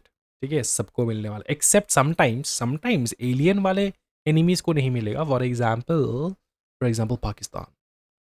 ठीक है। फिर आता है FR are absolute limitations on the state. FR are absolute limitations on the state मतलब fundamental rights are absolute limitations on the state. Example article 15, 17, 18, 20, 24। मतलब ये स्टेट को किसी भी हाल में देना ही हैगा होगा। समझे, ये एब्सोल्यूट लिमिटेशन है स्टेट के ऊपर, किसी भी हाल में। समझे, बाकी तो वैसे भी सबको देना ही होगा, लेकिन ये तो तुमको देना ही है। अच्छा, फिर है आर्टिकल 12। आर्टिकल 12 क्या है, जैसे मैंने तुमको बताया था ये नोट्स तुमसे बातें करेगा, why it is important. Most fundamental rights are available against the state. State से तुम मांग सकते हो, स्टेट मतलब गवर्नमेंट, मतलब कंट्री, मतलब सेंटर। स्टेट से तुम मांग सकते हो। So we need to know state कौन है, स्टेट में आता कौन है। स्टेट मतलब क्या मोदी के घर में चले जाए, ऐसा तो नहीं हो सकता। तो ये बात कर रहा है नोट्स तुमसे कि ये इंपॉर्टेंट क्यों है, क्योंकि सारे fundamental rights, most of the fundamental rights तुमको स्टेट से मांगना है। अब स्टेट में कौन कौन आएगा वो तो तुमको जानना है, इसलिए हम लोग जान रहे हैं। ये डेफिनेशन इंक्लूसिव है, एग्जॉस्टिव नहीं है। इसका मतलब इसके अलावा भी बहुत सारे हैं जो स्टेट है, लेकिन ये मेजर स्टेट्स है। मेजर स्टेट के अंदर स्टेट के डेफिनेशन में आता है, मतलब गवर्नमेंट के डेफिनेशन में आता है। सबसे पहला है government and parliament of India. फिर government and legislature of each state, सारे स्टेट में स्टेट लेजिस्लेचर्स है ना, उनके बारे में बात हो रहा है। फिर सारे local authorities, municipal authorities, KMP, KMC Kolkata municipal council, for example DMC Dimapur municipal council. ये म्यूनिसिपलिटीज़ है वो, panchayat, district board, improvement trust, port trust etcetera, ये सारे लोकल अथॉरिटीज़ के डेफिनेशन में आ जाते हैं। इसके अलावा ऑल अदर अथॉरिटीज़ भी आते हैं जो इंडिया के टेरिटरी के अंदर है, within the territory of India और under the control of the government of India. Government of India के कंट्रोल में है वो वो आ जाता है स्टेट के डेफिनेशन के अंदर, जो इंडिया के टेरिटरी के अंदर है या फिर गवर्नमेंट ऑफ इंडिया के कंट्रोल में है, वो सारा स्टेट पकड़ ले, पकड़ लो तुम। फॉर एग्जाम्पल किसी प्रकार का सिविल हॉस्पिटल, गवर्नमेंट हॉस्पिटल पकड़ लो, वो किसके अंदर आता है? गवर्नमेंट के अंदर आता है। समझ में आ रहा है? तो ये एक प्रकार का अथॉरिटी है जो मैंने तुमको समझा दिया है। इस प्रकार से बहुत सारे अथॉरिटीज आते हैं। ठीक है, CCI, competition commission of India, फिर आईसीएसआई, ये सारा गवर्नमेंट का है। समझ में आ रहा है? आईसीएआई सारा गवर्नमेंट का है, गवर्नमेंट अथॉरिटीज है ये। ठीक है, अच्छा। अब यहाँ पे ना एक दिक्कत आ जाता है, other authorities interpretation by court. बहुत सारे लोग ना फेक करते हैं, कहते हैं कि मेरा जो दुकान है वो गवर्नमेंट का है, हम गवर्नमेंट के हैं, ऐसे करके फेक करते हैं। तो उनको पकड़े कैसे जाए? पकड़ना नहीं है, सिर्फ तुमको आइडेंटिफाई करना है कि कौन असली है, कौन असली स्टेट के अंदर है, कौन गवर्नमेंट के कंट्रोल है, कौन गवर्नमेंट के कंट्रोल नहीं है। इसके लिए कोर्ट ने प्रॉपर एक डिस्क्रिप्शन बताया कि इनमें से कोई एक भी तुमसे मिल रहा हो, तुम्हारे ऊपर एप्लीकेबल हो रहा हो, तुमसे मिलता जुलता हो, तो तुम स्टेट के अंदर आ जाते हो, ये हम लोग मान के चलेंगे। पहला है, और ये केस था अजय हसिया, आर डी शेट्टी। ठीक है, अजय हसिया का एक केस था, आज अजय हसिया वर्सेस खालिद मुजीब करके एक केस था। फिर आर डी शेट्टी का केस है। Is the body and agent और arm of the government, government का ही पार्ट है, वो हम लोग कैसे मानेंगे? गवर्नमेंट का एजेंट है या फिर गवर्नमेंट का एक आर्म है, कैसे मानेंगे? कोई भी पकड़ लो इंस्टीट्यूशन जिसको गवर्नमेंट फंडिंग मिलता हो, कोई भी इंस्टीट्यूशन जिसका कंट्रोल स्टेट के पास हो, deep and pervasive state control, कोई भी इंस्टीट्यूशन जिसको मोनोपोली स्टेटस दिया जा रहा हो, स्टेट दे रहा है मोनोपोली स्टेटस।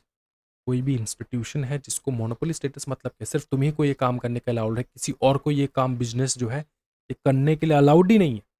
ये बिजनेस किसी को करने के लिए अलाउड नहीं है, सिर्फ तुमको अलाउड है, सिर्फ तुम्ही को करने के लिए अलाउड है। तो ऐसा एक्सक्लूसिव वाला राइट किसको मिलेगा? स्टेट का ही कोई होगा डिपार्टमेंट, है ना, गवर्नमेंट का डिपार्टमेंट होगा। फंक्शन ऑफ पब्लिक इंपॉर्टेंस, तुम ऐसा कोई काम करते हो जो पब्लिक के लिए होता है, related to government functions. For example free में चिकित्सा करना, फ्री में ट्रीटमेंट, ये क्या है? गवर्नमेंट करता है ना। तो हम लोग मान के चलेंगे तुम्हारा जो बॉडी है गवर्नमेंट फंडेड बॉडी है, गवर्नमेंट का बॉडी है।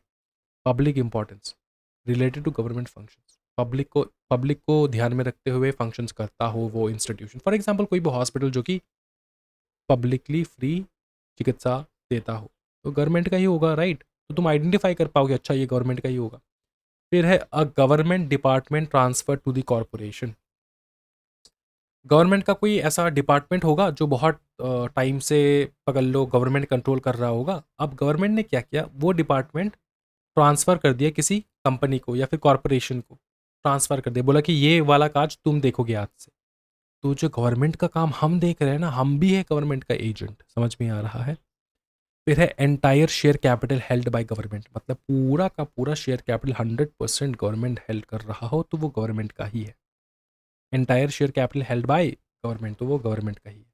तो ये सारे केसेस है जहाँ पे तुम आइडेंटिफाई कर पाओगे कि कौन सा गवर्नमेंट का है एंड कौन सा गवर्नमेंट का नहीं है। क्या गवर्नमेंट का है सर? एजेंट, गवर्नमेंट का एजेंट, गवर्नमेंट का बंदा, गवर्नमेंट का आर्म, गवर्नमेंट का हिस्सा।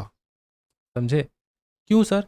क्योंकि तभी ना जाके तुम एफआर वाला क्लेम कर पाओगे, तुमको पता चलेगा अच्छा ये तो गवर्नमेंट का ही है, गवर्नमेंट का बॉडी है ये सब, ये इंस्टीट्यूशन गवर्नमेंट का बॉडी है और इस इंस्टीट्यूशन में मेरे को ये नहीं मिल रहा है जो मेरा फंडामेंटल अधिकार है, तब जाके तुम इसके ऊपर केस कर सकते हो। तुम किसी प्राइवेट कंपनी के ऊपर केस कर सकते हो फंडामेंटल राइट वाला। एक एग्जांपल देता हूँ, मेरा इंस्टीट्यूशन है एग्जाम स्क्वाड प्रोफेशनल हब, मैंने डिसाइड किया सिर्फ काले लोगों को मैं जॉब दूंगा। फॉर एग्जाम्पल पकड़ लो sir, you are becoming racist. नहीं नहीं, कोई रेस वगैरह का कुछ चक्कर ही नहीं। कलरिस्ट कह सकते हो हमको, लेकिन रेसिस्ट तो नहीं है हम। मैं कलरिस्ट भी नहीं हूँ, मैं तुमको बता रहा हूँ, सुनो अच्छे से। ये जो मैंने डिसाइड किया हमारे C S exam squad headquarters में, सर कहाँ पे है आपका हेडक्वार्टर? कलकत्ता। इसमें, इस हेडक्वार्टर में मैंने अगर सिर्फ काले लोगों को नौकरी दिया, बोला कि मेरा एडिटर से लेकर मेरा जो भी काम है यहाँ पे, जो भी लोग काम कर रहे हैं, सब काले होने चाहिए, सब। ब्लैक होने चाहिए, निग्रो होने चाहिए, मतलब काले होने चाहिए।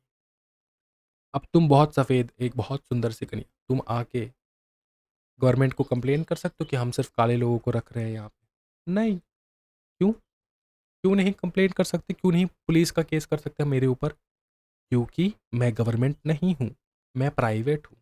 और तुम्हारा जो एफआर का है ना, जो आर्टिकल 15 तुमको कहता है कोई भी रेस, कास्ट, जेंडर से कोई भी किसी प्रकार का डिस्क्रिमिनेशन नहीं होना चाहिए, मैं करूँगा डिस्क्रिमिनेशन क्योंकि मैं प्राइवेट हूँ। प्राइवेट से तुम एफआर नहीं मांग सकते, तुम्हारा फंडामेंटल राइट नहीं मांग सकते, तुम गवर्नमेंट से मांग सकते हो। गवर्नमेंट नौकरी करना है तुमको, वहाँ पे जाके मांगो, हमसे ना मांगो। हम सिर्फ काले को ही रखेंगे और लड़के को रखेंगे, काले एंड ओनली बॉय। पकड़ लो फॉर एग्जाम्पल मैंने ऐसा रखा, तो तुम क्या हमको क्लेम कर पाओगे? कर पाओगे, तुम हमारे अगेंस्ट केस कर पाओगे अगर हम गवर्नमेंट का कोई एजेंट हो या फिर गवर्नमेंट का कोई एक हिस्सा हो।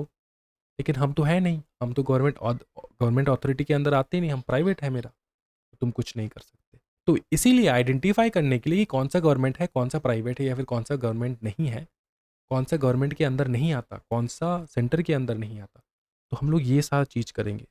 तुम देखोगे मेरा क्या गवर्नमेंट फंडिंग वाला है क्या? नहीं, मेरे में कोई गवर्नमेंट फंडिंग है ही नहीं। स्टेट कंट्रोल कर रहा है क्या? अबे स्टेट क्या कंट्रोल करे, हम खुद कंट्रोल कर रहे हैं अपने आप इस इंस्टीट्यूशन को। फिर मोनोपोली स्टेटस है क्या? मोनोपोली कहाँ? इतने सारे इंस्टीट्यूशंस हैं आसपास, हमारा कहाँ मोनोपोली? तो इस प्रकार से तुम आइडेंटिफाई कर पाओगे कि हमारा गवर्नमेंट का एजेंट है कि नहीं हम। क्या ये समझ में आ रहा है? या फिर गवर्नमेंट का हिस्सा है कि नहीं, सो दैट तुम एफआर मांग पाओ, एफआर के लिए क्लेम कर पाओ। एफआर मतलब फिनेंशियल नहीं, एफआर मतलब फंडामेंटल राइट्स। क्या ये समझ में आ चुका? कोई दिक्कत वाली बात नहीं, बहुत ज़्यादा बवाल हो रहा है सर। फिर आगे देखते हैं आर्टिकल 13। आर्टिकल 13 क्या कहता है? आर्टिकल 13 बहुत सिंपल है भाई मेरे, pre constitutional laws and post constitutional laws के बारे में बात करता है। आर्टिकल 13 का सिर्फ एक ही मुद्दा है, बोला कि देखो सिंपल चीज है। एक तो कंसेप्ट आता है डॉक्ट्रिन ऑफ इक्लिप्स का, दूसरा कंसेप्ट आता है डॉक्ट्रिन ऑफ सेवरेबिलिटी का। इक्लिप्स क्या कहता है मैं तुमको समझाता हूँ, सुनो। इक्लिप्स कहता है, अ, देखो 1950 से पहले, Jan 26, ये तो इनफोर्स हुआ ना, कॉन्स्टिट्यूशन का फोर्स हुआ, इनफोर्स हुआ इस दिन पे। इससे पहले बहुत सारे लॉ थे कि नहीं कंट्री में, या फिर लॉलेस चल रहा था कंट्री? लॉ तो था ना। हाँ जी। तो वो लॉ अगर अब जो 1950 में आया नया वाला कॉन्स्टिट्यूशन, सीओआई इंडियन कॉन्स्टिट्यूशन, इसके साथ अगर किसी प्रकार का वो पुराना लॉ और इसके साथ किसी प्रकार का, बताओ ना क्या कॉन्फ्लिक्ट हो रहा है? पुराना लॉ कुछ और कहता है, कॉन्स्टिट्यूशन कुछ और कहता है, तब हमेशा याद रखना कॉन्स्टिट्यूशन पुराने लॉ को इक्लिप्स कर लेगा, ग्रहण लगा देगा।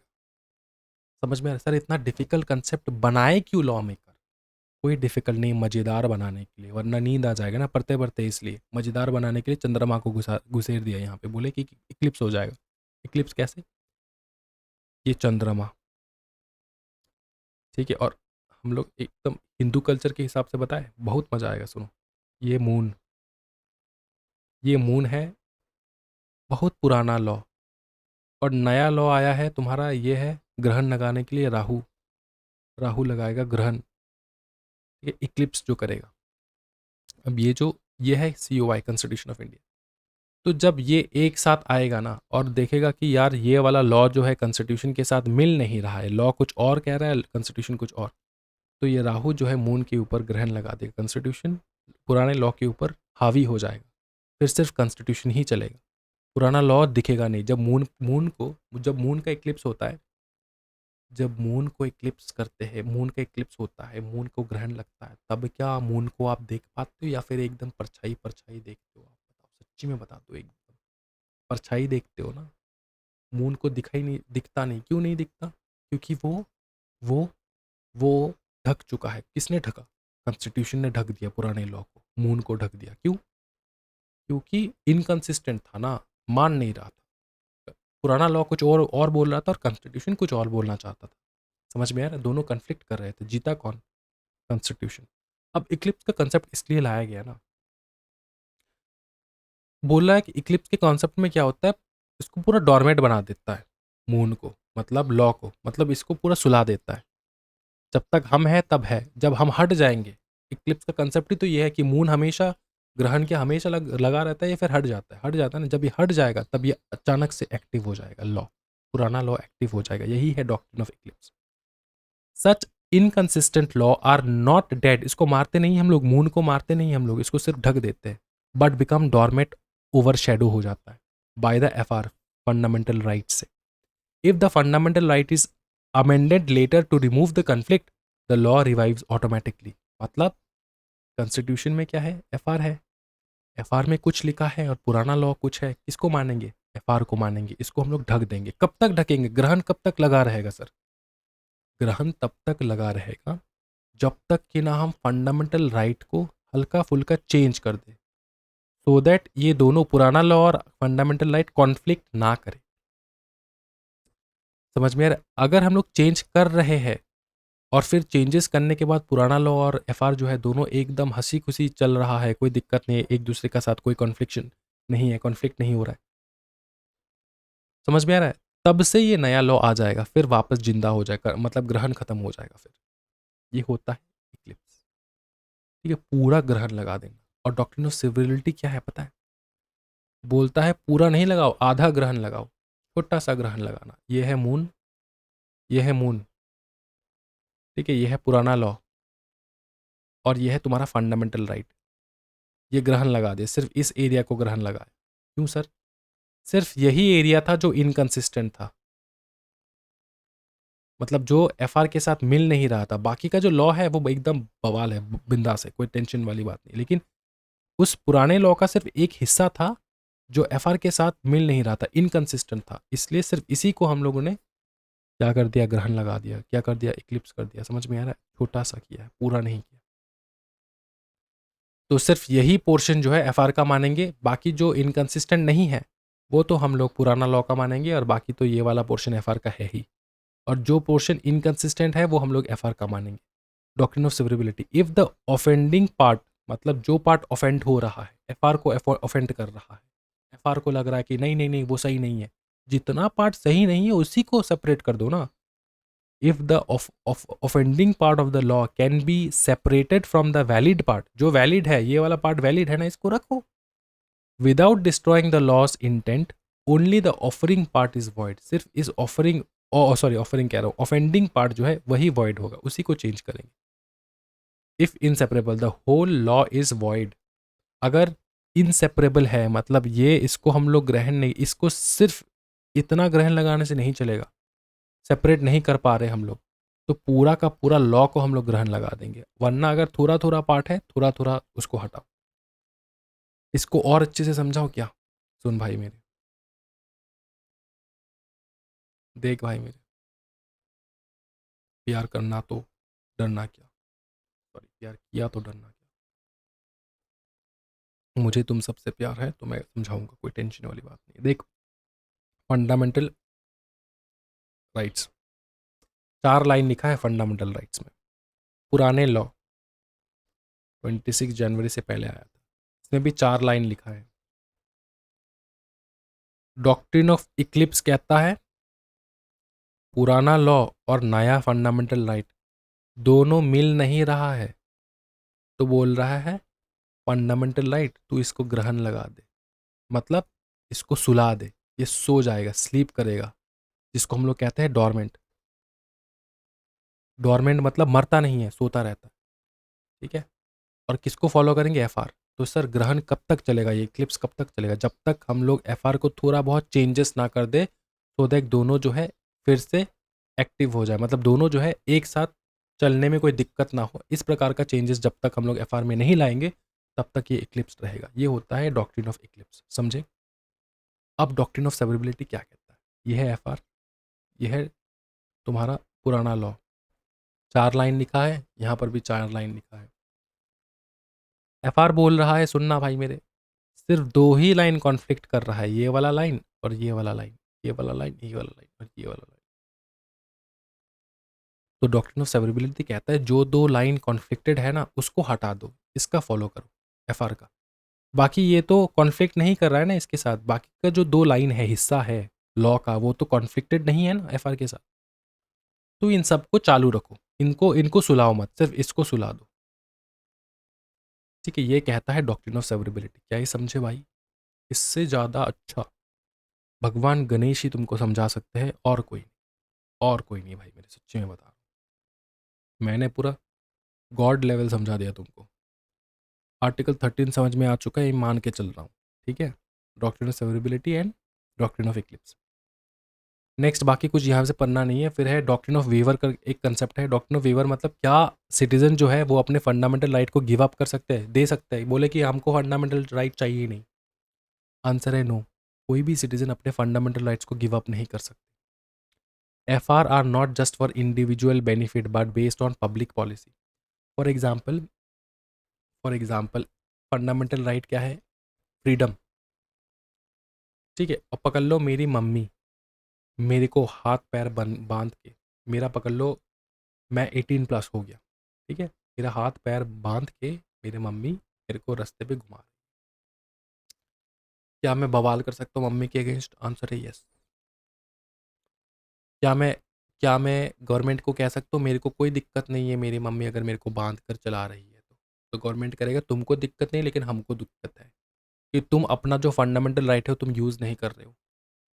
ठीक है, लेकिन ये फंडामेंटल राइट सिर्फ तुम्हारे लिए नहीं, हम लोग ने पब्लिक के लिए लाए। पब्लिक को गलत मैसेज जा रहा है कि तुमको बांध के पूरे रास्ते पे नंगा, जो नंगा नहीं सॉरी, पूरे रास्ते पे पैदल चला रही है तुम्हारी मम्मी। तो ये जो चीज़ है ये तुम घर पे करो, बाहर नहीं, क्योंकि ये पब्लिक पॉलिसी है, घर पे भी अलाउड नहीं है। ठीक है, पुलिस को पता चलेगा तो आके पकड़ के लेकर चले जाएगा मम्मी को, फिर मेरे को ही जाना पड़ेगा चुराने के लिए। तो take it on a lighter note, बहुत ही बेकार एग्जाम्पल था लेकिन वही एग्जाम्पल है। ठीक है ना, तुम अपना फंडामेंटल राइट नहीं चाहते तो मत चाहो। मैंने हाल ही में एक वीडियो देखा था, उसमें देखा था फॉरेन का एक वीडियो है, वहाँ पे एक लड़की ने एक लड़के को स्लेव बना के रखा था। स्लेव इन सेंस रास्ते पे पब्लिक न्यूयॉर्क वगैरह था, वहाँ पे उसको बांध के चला रही है, मतलब वो घोड़े जैसे बन के चल रहा है उसके पीछे पीछे, ऐसा करके देखा मैंने। तो वही मेरे को याद आ गया। फिर तुम अपने फंडामेंटल राइट को छोड़ नहीं सकते, इस बात का याद रखना, ध्यान रखना है। ठीक है, वेव नहीं कर सकते, इस बात का ध्यान रखना। फिर है अच्छा, सीबीआई वर्सेस आर आर किशोर में ये केस लॉ है, जितने भी नाम तुमको दिखेगा वो सारे केस लॉस है। उसमें ये डिक्लेयर किया गया कि declaration of a law as unconstitutional, कोई भी लॉ अगर अनकॉन्स्टिट्यूशनल घोषित कर दिया जाए तो वो वॉइड हो जाता है। वॉइड मतलब उसको कैंसिल, उसका कोई भी किसी प्रकार का राइट नहीं रहता है टू बी लीगल। वो वॉइड, वो कैंसिल हो जाता है। समझ में आ रहा है? इस बात का ध्यान रखना। फॉर एग्जाम्पल अभी हाल फिलहाल जो वकफ, अमित शाह जी कहते हैं वकफ बोर्ड, और बहुत सारे कहते हैं वफ बोर्ड, जो भी है वकफ बोर्ड का जो अमेंडमेंट आया, ठीक है, जो अभी लॉ बन चुका है, अब सुप्रीम कोर्ट में चैलेंज होगा, अभी इसका नाच गाना और चलेगा इसका।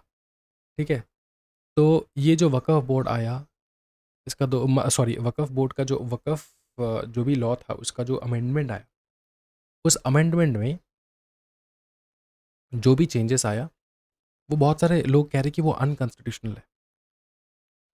अगर अनकॉन्स्टिट्यूशनल घोषित, कौन डिसाइड करेगा अनकॉन्स्टिट्यूशनल है कि नहीं? सुप्रीम कोर्ट ने अगर अनकॉन्स्टिट्यूशनल डिसाइड कर दिया, बोला कि हाँ अनकॉन्स्टिट्यूशनल है, तो ये वॉइड हो जाएगा, कैंसिल हो जाएगा, इसका कुछ हो नहीं सकता। फिर क्या ये समझ में आ रहा है? इस बात का ध्यान रखना। तो यही यहाँ पे बात कर रहे हैं कि कोई भी लॉ अगर अनकॉन्स्टिट्यूशनल घोषित कर दिया गया जो कॉन्स्टिट्यूशन के अगेंस्ट हो तो वो वॉइड हो जाता है। फिर देखो, राइट टू इक्वालिटी, आर्टिकल 14 से लेकर 18 तक, राइट टू इक्वालिटी क्या कहता है? सिंपल चीज है, equality before the law, equal protection of the law. The state not deny to any person equality before law और equal protection of the law. तुमको किसी ने मारा, तुम जाके पुलिस स्टेशन में जाके कह रहे हो कि सर मेरे को प्रोटेक्ट करो, मेरे को कोई मार रहा है। पुलिस अगर तुमको कहे यार तुम छोटे वाले जात के हो ना, तुमको कौन प्रोटेक्शन दे, तो अच्छा ऐसा अगर कर दिए पुलिस ने तो उसका सस्पेंशन हो जाएगा अगर वो यूपी में है तो। क्यों? क्योंकि ये फंडामेंटल राइट है तुम्हारा, प्रोटेक्शन लेना। ठीक है, कॉन्स्टिट्यूशन तुमको प्रोटेक्ट करेगा, कॉन्स्टिट्यूशन को लागू कौन कर रहा है? Police officers. Government ultimately on ground कौन, पुलिस ऑफिसर को देखना है सब कुछ, तो इनइक्वालिटी नहीं हो सकता। ठीक है, available to all person, citizen foreigner सबको, इंक्लूडिंग जूरिस्टिक पर्सन, मतलब कंपनीज, मतलब कंपनीज। ठीक है, कंपनीज मतलब समझ में आ रहा ना, कंपनी तो वही कंपनीज। ठीक है, उनको भी recognised as a basic feature, एक बेसिक फीचर है किसका, कॉन्स्टिट्यूशन का। याद रखना ये जो नाम वगैरह है नहीं, केस लॉ है भाई मेरे, याद रखियो, इंदिरा सावनी। अच्छा, फिर है equal before, equality before law and equal protection of law. इसको रीड कर लेना, दो कंसेप्ट है, सेम ही चीज़ है, थोड़ा अलग है। इक्वालिटी बिफोर लॉ कहता है no one is above the law. ठीक है, और इक्वल प्रोटेक्शन ऑफ लॉ का मतलब होता है, देखो ये यूके का है। ठीक है, equality before law negative concept है, वैसे क्या है मैं तुमको समझाता हूँ। कहता है कोई स्पेशल प्रिविलेजेस नहीं है, कोई स्पेशल प्रिविलेजेस नहीं दिया जाएगा तुमको, तुमको कोई स्पेशल प्रिविलेजेस नहीं दिया जाएगा। ठीक है, और एक है इक्वल प्रोटेक्शन ऑफ लॉ, जहां पे तुमको स्पेशल प्रिविलेजेस दिया जाता है। On what basis, on the basis तुम्हारा, तुम कहाँ से आ रहे हो, तुम्हारा सर्कमस्टेंसेस क्या था, तुम्हारा सिचुएशन देख के तुमको लॉ का फायदा। जैसे फॉर एग्जांपल SC ST, फिर other backward tribes, other backward caste के जो लोग हैं, OBC SC ST, इनको इक्वल अपॉर्चुनिटी मिल रहा है या फिर हमसे ज़्यादा मिल रहा है, जनरल वालों से ज़्यादा मिल रहा है, जनरल वालों से ज़्यादा मिल रहा है। क्यों मिल रहा है जनरल वालों से ज़्यादा, उनका कट ऑफ, बैंक के एग्जामिनेशन में उनका कट ऑफ 60 और हमारा 90 भाई मेरे। इसलिए, समझ में आ रहा है, इसलिए क्यों क्यों इनको ज़्यादा प्रोटेक्शन मिल रहा है लॉ से, क्योंकि उनका सिचुएशन अलग है, वो कहाँ से आ रहे हैं। ठीक है, वो सब उनके उस बेसिस पे ही यहाँ पे तुमको लॉ का फ़ायदा मिलता है। समझ में आ रहा है, तो ये पॉजिटिव कंसेप्ट है, इसको एक बार रीड कर लेना बस। Test for valid classification, test for valid classification मतलब, जैसे मैंने तुमको बताया ना कि ये क्या है, इक्वल प्रोटेक्शन देता है, कोई भी भेदभाव नहीं करता। लेकिन आर्टिकल 14 एक चीज कहता है, यहाँ पे तुम भेदभाव कर सकते हो on the basis of classification. किस प्रकार का क्लासिफिकेशन सर,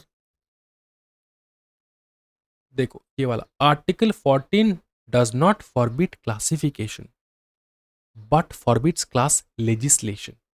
इस बात का ध्यान रखना, क्लास लेजिस्लेशन का मतलब होता है ब्राह्मण, शूद्र, फिर तुम्हारा क्या कहते हैं इसको, और जो जितने भी वर्ग है वो अलग अलग तुम्हारा कास्ट सिस्टम में बांट देना। ठीक है, कास्ट सिस्टम में बांट देना, उसको हम लोग मानते नहीं। कहाँ पे नहीं मानते बताओ, बताओ ना कहाँ पे नहीं मानते। फंडामेंटली कॉन्स्टिट्यूशन में नहीं माना जाता, लेकिन क्लासिफिकेशन माना जाता है on the basis of classification. जैसे CS, CA, CMA, हम कौन से बिरादरी के हैं, CS की बिरादरी के। आप कौन से बिरादरी के हो, CA की बिरादरी के। ओ आप भाई साहब, आप CMA की बिरादरी, तो ये बिरादरी सिस्टम अलाउड है, आंसर है yes, on the basis of your qualification. ये क्लासिफिकेशन अलाउड है, क्लासिफिकेशन अलाउड है, लेकिन क्लास लेजिस्लेशन अलाउड नहीं है, क्योंकि डिस्क्रिमिनेशन करता है ऑन द बेसिस ऑफ कौन ब्राह्मण है, कौन ऊपर कास्ट का, कौन नीचे कास्ट का, ये सारा चीज समझ में आ रहा है। समझे ना भाई मेरे, लेजिस्लेटिव क्लासिफिकेशन। तो आर्टिकल 14 ये कहता है क्लासिफिकेशन करो। अच्छा, क्लासिफिकेशन करे तो करे कैसे, क्लासिफिकेशन फंड करने के लिए तुमको दो चीज चाहिए होगा, एक है इंटेलिजिबल डिफरेंशिया, दूसरा है रैशनल नेक्सस। सर नेक्सस मतलब रिलेशनशिप, इंटर रिलेटेड रहना। पकड़ लो, अगर मैं कहूँ ये जो ये जो एरिया है, इस एरिया में, इस एरिया में बहुत सारे ऑर्गेनाइजेशन का एक नेक्सस है जो कि ड्रग्स पेडलिंग करता है। बहुत सारे ऑर्गेनाइजेशन का एक नेक्सस है। ये जो वर्ड नेक्सस मैं यूज कर रहा हूँ, नेक्सस मतलब इंटर रिलेटेड रिलेशनशिप है उनका, मिल के काम करते हैं, इंटर रिलेटेड। तो तुमको रैशनल रिलेशनशिप दिखाना होगा, समझाऊंगा, टेंशन ना लो। इंटेलिजिबल डिफरेंशिया मतलब लॉजिकल डिफरेंशिएशन। तुम जो ये CS, CA एंड CMA में डिफरेंशिएट कर रहे हो ना, इसके पीछे कोई लॉजिकल रीजन तो होगा ना, उसी के बारे में बात कर रहे हैं हम लोग। ठीक है, लॉजिकल डिफरेंशिएशन। हाँ लॉजिक है, मैंने CS का पढ़ाई किया इसलिए CS हूँ, आपने CA का पढ़ाई किया, आप C हो, किसी और ने CA में का पढ़ाई किया वो CA में है। कोई डॉक्टर का पढ़ाई करता है, मेडिकल पढ़ाई करता है, वो डॉक्टर है। कोई पीएचडी करता है, वो भी डॉक्टर बन जाता है भाई मेरे। पीएचडी करके भी डॉक्टरेट का डिग्री वो लोग हासिल कर लेते हैं। समझ में आ रहा है? तो इस प्रकार से क्लासिफिकेशन अलाउड है, ये लॉजिकल है। लॉजिकल क्या नहीं है? तुम्हारा स्किन का कलर ब्लैक, तुम हो नीचे वाले जात, हमारा स्किन का कलर पिंक, हमें ऊपर वाले जात के। इस प्रकार से लॉजिकल डिफरेंशिएशन जो है वो नहीं होना चाहिए। क्या समझ में आ रहा है? ठीक है, सॉरी, ये तो लॉजिकल डिफरेंशिएशन है ही नहीं। इस प्रकार से लॉजिकल डिफरेंशिएशन तुम नहीं कर सकते। लॉजिकल डिफरेंशिएशन है ये सी एस सी ए सी ए में डॉक्टर, ये वाला है लॉजिकल डिफरेंशिएशन, तो ये अलाउड है। और जो ये लॉजिकल कनेक्शन तुम बना रहे हो, ठीक है, between classifications and objective of the law, ठीक है, कि लॉजिकल कनेक्शन, ये जो रैशनल नेक्सस है ना, इसका मतलब होता है लॉजिकल कनेक्शन। ठीक है, इंटेलिजिबल डिफरेंशियल मतलब लॉजिकल डिफरेंशिएशन, रैशनल नेक्सस का मतलब होता है लॉजिकल कनेक्शन या फिर रैशनल रैशनल रिलेशनशिप। किसका relationship? To the object sorting to be achieved by the law. कि तुम ये जो क्लासिफिकेशन कर रहे हो, logical connection between classification and the object of the law. Classification क्यों हो रहा है? क्योंकि लॉ में लिखा है। लॉ में क्यों लिखा है? कुछ तो इसका रीज़न होगा, तो उसका लॉजिकल रीज़न बनना पड़ेगा, लॉजिकल कनेक्शन होना पड़ेगा। तुम जो सुनो, एक चीज़ मैं तुमको बताता हूँ, तुम जो ये कह रहे हो ना, तुम सीएस बिरादरी के हो, ये तुम जो क्लासिफिकेशन कह रहे हो, तुम क्लासिफाइड हो, ये क्या है? Logical differentiation. हाँ, मैं मानता हूँ लॉजिकल डिफरेंशिएशन, यस, पहला वाला टिक, कोई दिक्कत नहीं है। अब ये जो गवर्नमेंट ने लॉ बनाया, जिसके कारणवश तुम्हारा ये क्लासिफिकेशन हो रहा है, तुम्हारा क्लासिफिकेशन के बीच में और गवर्नमेंट का लॉ जो बनाया, इसके बीच में कोई रीज़न, लॉजिकल रीज़न होना होगा कि क्यों बनाया ये लॉ। क्या है रीज़न? क्या है वो ऑब्जेक्टिव गवर्नमेंट का? ऑब्वियसली कंपनी सेक्रेटरीज को जनरेट करने के लिए, जो कि सिर्फ कंप्लाइंस देखेगा कंपनी का। समझ में आ रहा है? इसलिए डिफरेंशिएशन नेसेसरी है। तो ये रिलेशन को पता लगाना, जिसको हम लोग कहते हैं रैशनल नेक्सस, और दूसरा है इंटेलिजिबल डिफरेंशिएशन, कि ये डिफरेंशिएट हो रहा है तो इस प्रकार से डिफरेंशिएशन करो। ठीक है, और इसका रीज़न क्या होगा, क्यों गवर्नमेंट जो है ये डिफरेंशिएशन कर रहा है, उसका ऑब्जेक्ट लेकर आओ। ऑब्जेक्ट जो है वो लॉजिकल होना हो, ठीक है, रैशनल होना होगा उसका ऑब्जेक्टिव। समझ में आ चुका? कोई दिक्कत वाली बात नहीं है। बहुत ज़्यादा बवाल हो रहा है सर, आगे बढ़ो। आर्टिकल 15 बहुत सिंपल, होमवर्क देने का मन कर रहा है लेकिन करा दूंगा। आर्टिकल 15 कहता है कि हर सिटीजन को कोई भी डिस्क्रिमिनेट नहीं कर सकता ऑन द बेसिस ऑफ तुम्हारा रिलीजन, धर्म, रेस। कौन से रेस के हो तुम? कास्ट, सेक्स मतलब जेंडर, प्लेस ऑफ बर्थ, ठीक है, ये सारा। कीवर्ड्स क्या है? आर आर, कीवर्ड भी लिख रखा है, देखो, R R C S P, R R C S P, ठीक है, कीवर्ड याद रखियो। इसको एक अच्छे से एक्सप्लेन करने के लिए मैंने, याद रखने के लिए मैंने लिख रखा है, ठीक है। कोई भी डिफरेंशिएट नहीं कर सकता तुमको, कोई भी डिफरेंशिएट नहीं कर सकता, डिस्क्रिमिनेट नहीं कर सकता तुमको on the basis of religion, race, caste, sex, place of birth. क्या ये समझ में आ चुका है? कोई दिक्कत वाली बात नहीं है। आर्टिकल 15(2) एक चीज कहता है, ये तो आर्टिकल 15(1) कहता है। आर्टिकल 15(2) क्या कहता है? कहता है फिर से, डिसेबिलिटी या फिर रिस्ट्रिक्शन कोई भी नहीं लगा सकता तुमको। पहले ये होते थे, अब तुमको लग रहा होगा क्या ये बात कर रहे हैं सर, ये तो होता ही नहीं है, पहले होता था। क्या होता था? ये जो बाथिंग घाट्स होते थे ना, जहाँ पे लोग नहाते थे, वहाँ पे छोटे लोगों को आने का परमिशन नहीं था। ये जो रोड है, रास्ते पे चलने का परमिशन नहीं था छोटे बिरादरी वाले लोग को। पब्लिक रिजॉर्ट पे आने का कोई वो नहीं था, राइट नहीं था। ये जो पब्लिक का वेल है, कुआं, उसको यूज़ करने का कोई राइट नहीं था। टैंक्स को यूज़ करने का कोई राइट नहीं था। समझ में आ रहा है? ऐसा होता था। पब्लिक एंटरटेनमेंट के जगह। अब भाई तू यूके में चला जा, यूके में क्या लिखा था? यूके में बहुत फेमस हुआ था after Rishi Sunak became the, वहाँ का उसने जैसे ही वो बना प्राइम मिनिस्टर, तो फिर ये चीज़ मीम जो है बहुत वायरल हुआ था कि पहले ब्रिटिशर्स जो है ना, दरवाजे के बाहर लिखते थे Indians and dogs are not allowed. फिर ऋषि सुनक आने के बाद भैया वो खुद इंडियन, और अब उसका प्यारा प्यारा डॉगी जो है उसको लेकर चलता है, ठीक है, वो लेकर चला गया। तो फिर उसके गवर्नमेंट ऑफिस में, गवर्नमेंट घर पे, रेसिडेंस की जगह पे। तो क्या है? समझ में आ रहा है? ये जो डिफरेंस, ये जो रेसिस्ट वाला काम हो रहा था पहले, वो बहुत पहले होता था। समझ में आ रहा है ना? तो उस पे रोक लगाना, आर्टिकल 15 वो राइट देता है। तो ये तो आज के डेट पे कोई इसका कोई सेंस नहीं बनता, क्यों आज तो सब जगह पे जा सकते, कोई दिक्कत वाली बात नहीं है। फिर डिसएबिलिटी एंड रिस्ट्रिक्शन। तो डिसएबिलिटी कोई लगा नहीं सकता। No citizen shall be subject to any restriction regarding what, दुकान में जाने के लिए, पब्लिक रेस्टोरेंट में जाने के लिए, होटल में जाने के लिए, पब्लिक एंटरटेनमेंट के जगह पे जाने के लिए, या फिर पानी का वेल यूज़ करने के लिए, tank, bathing Ghats, road, public resort, ये सारा यूज़ करने के लिए कोई भी तुमको रोक नहीं लगा सकता। क्या ये समझ में आ रहा है? याद रखना, सब चीज़ों के ऊपर पब्लिक पब्लिक लिखा है। प्राइवेट पे मत चले जाना, मेरे मेरे मेरे ऑफिस में मत चले आना। समझ में आ रहा है? समझ में आ रहा है ना? समझाने के लिए बोल रहा हूँ भाई, मेरे आ सकते हो, कोई दिक्कत वाली बात नहीं। चलो आगे देखते हैं हम लोग। एक्सेप्शन, कुछ एक्सेप्शंस है जहाँ पे ऐसा रिस्ट्रिक्शन लग सकता है। For example women and children के लिए कुछ जगह ऐसे स्पेसिफाइड है कि ये सिर्फ वुमेन एंड चिल्ड्रंस के लिए है। वहाँ पे तुम कैसे चले जाओगे? पब्लिक का है, पब्लिक का ही है, गवर्नमेंट ने बनाया है, लेकिन एक्सेप्शन एक्सेप्शन है कि वो सिर्फ डेडिकेटेड वुमेन्स एंड चिल्ड्रन के लिए जगह बनाया गया है, फीडिंग, चिल्ड्रन फीड करने के लिए जगह बनाया गया है। समझ में आ रहा है? तो वो है वुमेन एंड चिल्ड्रन। फिर है कुछ ऐसे SC ST के लिए बनाया गया है स्पेसिफिकली, उनके लिए। ठीक है, वैसे फिर से SC ST का उनके लिए admission to some educational institution, वहाँ पे उनका रिजर्वेशन होना, तुम लड़ नहीं सकते इसके अगेंस्ट। क्यों? क्योंकि वो एक्सेप्शन में आ जाता है, उनके लिए अलग से रिजर्वेशन ग्रांट किया गया है बाय दी कॉन्स्टिट्यूशन। फिर इकोनॉमिकली वीकर सेक्शन। ठीक है, इकोनॉमिकली वीकर सेक्शन जो है, ये अमेंडमेंट आया था 103 अमेंडमेंट 2019 में, याद आ रहा है? ये जनरल के लिए भाई मेरे, तुम ऐसे मतलब ऐसे मत मुंह करो कि सिर्फ SC ST को सब मिल रहा है, तुमको 10% रिजर्वेशन मिल रहा है।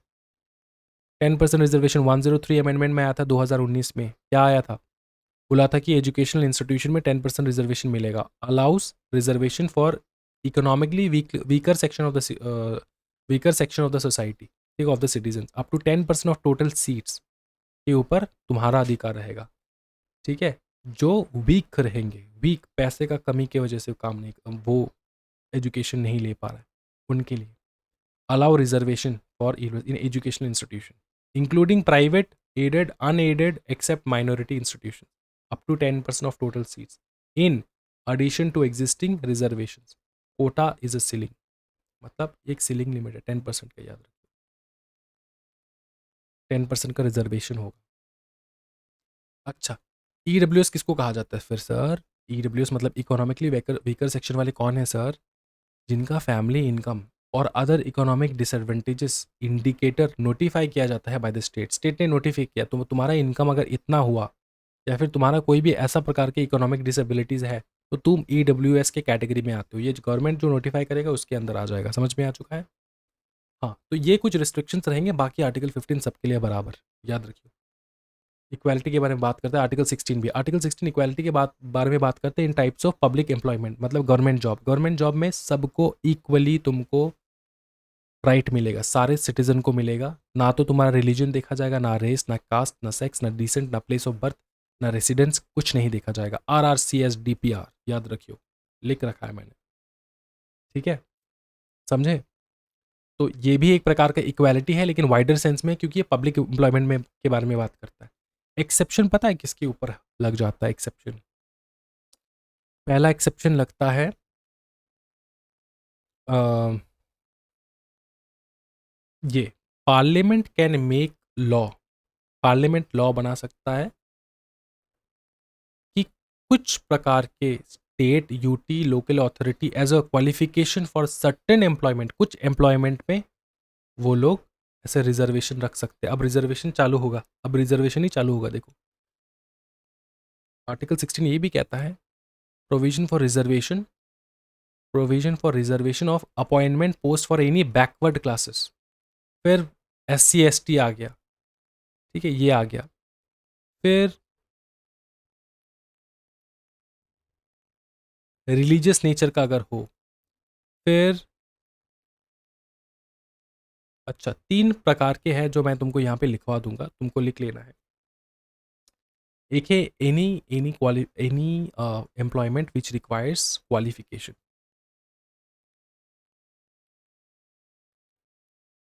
Which requires qualification. क्वालिफिकेशन देखा, पहला क्वालिफिकेशन। दूसरा लिखो रिलीजियस नेचर का है, रिलीजियस नेचर का है क्वालिफिकेशन। जैसे कि पकड़ लो, कोई जॉब है जो सिर्फ डॉक्टर को मिल सकता है, कोई जॉब है सिर्फ लॉयर को मिल सकता है। वहाँ पे तुम विदाउट क्वालिफिकेशन जाके नहीं कह सकते कि भैया हमारा अधिकार है, हम देश के नागरिक हैं, हमको दे दो डॉक्टर का जॉब, हम काटेंगे इंसान को अब। इस प्रकार से तुम जाके नहीं बोल सकते, क्वालिफाइड होना पड़ेगा ना तुमको।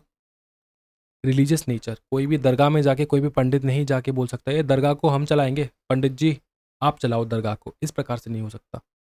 कोई भी मंदिर को भी कोई मौलाना आके नहीं चला सकते, राइट। इस प्रकार से चर्च का फादर नहीं चला सकता, नहीं कर सकता पूजा। समझ में आ चुका है, इस प्रकार से। तो जहाँ पे जिसका जॉब, अभी गवर्नमेंट का बहुत सारे रिलीजियस इंस्टीट्यूशंस है, वहाँ पे किसको बिठाएगा? पंडित को बिठाएंगे, हिंदू को बिठाएंगे। समझ में आ रहा है ना? तो गवर्नमेंट का अगर है तो रिलीजियस नेचर का है तो रिलीजन को ही बिठाएंगे, रिलीजन वाले लोग को ही बिठाएंगे। क्वालिफिकेशन अगर है तो क्वालिफाइड लोगों को बिठाएंगे। लास्ट में जो आता है ना भाई मेरे बवाल वाला चीज, वो आता है तुम्हारा वो reservation, reservation for SC ST other backward classes and also अब तो नया आ चुका है, क्या बताओ, ये वाला EWS, इकोनॉमिकली वीकर सेक्शन वाले सोसाइटी के लिए, इकोनॉमिकली वीकर सेक्शन वालों को भी मिलता है 10% का पोस्ट। अब ये जो चीज़ है ये है एक्सेप्शंस। तुमको तुमको पूरा इक्वालिटी मिलेगा जॉब में, तुम जाओ गवर्नमेंट नौकरी के लिए सब मिलेगा, लेकिन थोड़े एक्सेप्शंस रख दिए हम लोगों ने। कोई टेंशन वाली बात तो नहीं है, क्वालिफाइड हो तभी मिलेगा, रिलीजियस हो तभी मिलेगा। मतलब जिस मंदिर में अगर जॉब का पोजीशन खाली है तो पंडित को बिठाएंगे, दरगाह में अगर खाली है तो मौलाना को बिठाएंगे, इस प्रकार से समझाना, ठीक है। चर्च में खाली है तो क्रिश्चियन को बिठाएंगे, इस प्रकार से। तो ये रिलीजियस का हो गया है, वहाँ पे एक्सेप्शंस हो आ गए यहाँ पे। और लास्ट में आता है तुम्हारा SC ST OBC। इस एक्सेप्शन में जहाँ पे SC ST OBC का रिजर्वेशन है वहाँ पे तो ये इक्वालिटी वाला बात आएगा ही नहीं। समझे ना भाई मेरे? 16 का हो चुका है, फिर आगे बढ़ेंगे हम लोग। 17 कहता है अनटचेबिलिटी को लेकर। अनटचेबिलिटी मतलब अनटचेबिलिटी, अबॉलिशन ऑफ अनटचेबिलिटी, छुआछूत का जो बीमार है, छुआछूत का बीमार जो होता है, अनटचेबिलिटी फॉरबिडन है। तुम हमको नहीं पकड़ सकते, हम तुमको नहीं पकड़ सकते, हम तुमको छू नहीं सकते, तुम हमको छू नहीं सकते, तुम हमारे साथ बैठ नहीं सकते, हम तुम्हारे साथ बैठ नहीं सकते, इस प्रकार का ये अबॉलिश्ड है। Abolition of titles. टाइटल का मतलब क्या पता है? अपने आप ही तुम बड़े बड़े टाइटल लगा लेना तुम्हारे नाम के आगे, ठीक है, एक्स्ट्रा ऑर्डिनरी टाइटल, इस प्रकार के टाइटल, डिक्टेटर वाला टाइटल लगा देना, डिक्टेटर सैम, इस प्रकार से तुम नहीं लगा सकते। सिर्फ एकेडमिक टाइटल हो सकता है, मिलिट्री टाइटल हो सकता है, कर्नल, मेजर, लेफ्टिनेंट, इस प्रकार से मिलिट्री हो सकता है, एकेडमिक हो सकता है, CS CMA, समझे। No citizen shall accept any title from foreign state. बाहर वाले देश तुमको अगर बुला रहे sir sir sir sir sir, जैसे हमारा जो क्रिकेटर है सचिन, उनको एक टाइटल मिला है सर का टाइटल। अब सर वाला मतलब नॉर्मल वाला सर नहीं, उसको वहाँ पे उसको नाम के आगे लगता है सर। वो यूज़ नहीं कर सकता। क्यों यूज़ नहीं कर सकता? क्योंकि इंडिया में अलाउड ही नहीं है। समझे ना भाई मेरे? No foreigner holding office trust under the state shall accept any title from a foreign state without president's consent. कोई फॉरेनर आ चुका है यहाँ पे और फॉरेनर को बहुत अलग से टाइटल मिला है, बोला कि द एम्परर सैम, ऐसे करके कोई अगर है, मेरा अगर पकड़ लो मैं फॉरेनर हूँ, मैं ऑस्ट्रेलिया से आया हूँ या फिर सॉरी इंग्लैंड से आया हूँ, मेरा नाम के आगे लगता है एम्परर, तो ये एम्परर वाला क्या मानेगा? इंडिया का गवर्नमेंट मानेगा हमको एम्परर बुलाएगा? बोलेगा तुम कहाँ से आए हो भाई? एम्परर का अगर तुमको यूज़ करना है तो प्रेसिडेंट से अप्रूवल ले लो। ये उनके लिए जो इंडिया में काम कर रहे हैं, इंडिया में ऑफिस ट्रस्ट होल्ड कर रहे हैं, under the state government job के लिए काम कर रहे हैं, फॉरेनर है लेकिन गवर्नमेंट जॉब कर रहा है, तो उसको भी अलाउड नहीं है ये बाहर देश का टाइटल वगैरह रखने के लिए। नाम का टाइटल नहीं, तुम्हारे पिताजी के टाइटल के बारे में बात नहीं कर रहे हम बात कर रहे हैं वो एक्स्ट्रा वाला टाइटल, जिससे तुम्हारा अलग से रुतबा होता है, जमींदार, राज बहादुर, राय बहादुर, इस प्रकार से बहादुर, इस प्रकार से। मिलिट्री वाला चलेगा लेकिन नॉर्मल वाला नहीं।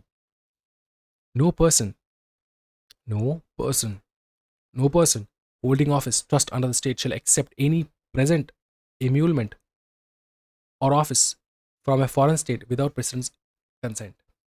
मतलब तोहफा गिफ्ट नहीं होल्ड कर सकते तुम। कोई भी government official holding trust citizen हो या फॉरेनर, नो पर्सन तोहफा कबूल नहीं कर सकते तुम। फॉरेन फॉरेन किसी की फॉरेन गवर्नमेंट से तुम तोहफा कबूल नहीं कर सकते जब तक कि ना प्रेसिडेंट से अप्रूवल ले लो। क्या ये समझ में आ रहा? ओके। अब अगर पकड़ लो तुमको नेशनल अवार्ड मिला है, भारत रत्न, पद्मा विभूषण, इस प्रकार से अर्जुन अवार्ड मिला है, तो तुम्हारे नाम के आगे पीछे लग सकता है, ये कोई दिक्कत वाली बात नहीं, क्योंकि ये अलाउड है। National awards like Bharat Ratna, Padma Vibhushan etcetera are not considered title under the act, तो ये यूज कर सकते हो तुम, कोई टेंशन वाली बात नहीं। अच्छा, protection of 6 right, 6 right protect करता है आर्टिकल 19, बता दो फटाफट। Freedom of speech and expression, freedom of assembly peacefully without arms, freedom to form association, union or cooperative societies, freedom to move freely throughout the territory of India, freedom to reside and settle in the part of the territory of India, freedom to practice any profession, carry out or any occupation, trade or business। ये तुम याद कैसे रखोगे? एकदम examination में chance है, 100% का chance है आ जाएगा। याद कैसे रखना है सर? पढ़ना नहीं है कॉन्स्टिट्यूशन, सिर्फ एक्रोनियम बना के चलना है भाई मेरे, सुनो मेरी बात। पकड़ लो हम सैम, ठीक है, 6 फंडामेंटल फ्रीडम है हमारे पास। मैं यूज़ करूँगा 6 के 6 को यूज़ करूँगा, तुमको दिखाऊंगा, प्रूफ बताऊंगा कि कैसे यूज़ करना है तुमको 6 के 6 फंडामेंटल फ्रीडम। पहला freedom, freedom of speech and expression. Freedom of speech and expression मतलब हमारा पूरा अधिकार है कि हम कुछ भी बोले। तो हमने सोचा कि एक दिन मेरे को भाषण देना है। कलकत्ता में हम रिसाइड करते हैं और मैंने सोचा कि विक्टोरिया मेमोरियल में चलते हैं, वहाँ पे हम लोग क्या करेंगे बताओ, स्पीच एंड एक्सप्रेशन देंगे। ठीक है, रेलेवेंट बनाने के लिए विक्टोरिया मेमोरियल कह रहा हूँ क्योंकि नाम तो चेंज हो चुका है। विक्टोरिया मेमोरियल, जिनको पता है कलकत्ता के बारे में, जिनको नहीं पता है विक्टोरिया मेमोरियल उनको पता है, तो इसलिए मैं कह रहा हूँ। ठीक है, स्पीच एंड एक्सप्रेशन देना है। क्या देना है बताओ? Speech and expression. तो स्पीच देना है मेरे को, एक भाषण देना है। क्या मैं दे सकता हूँ? हाँ दे सकता हूँ, कोई दिक्कत वाली बात नहीं।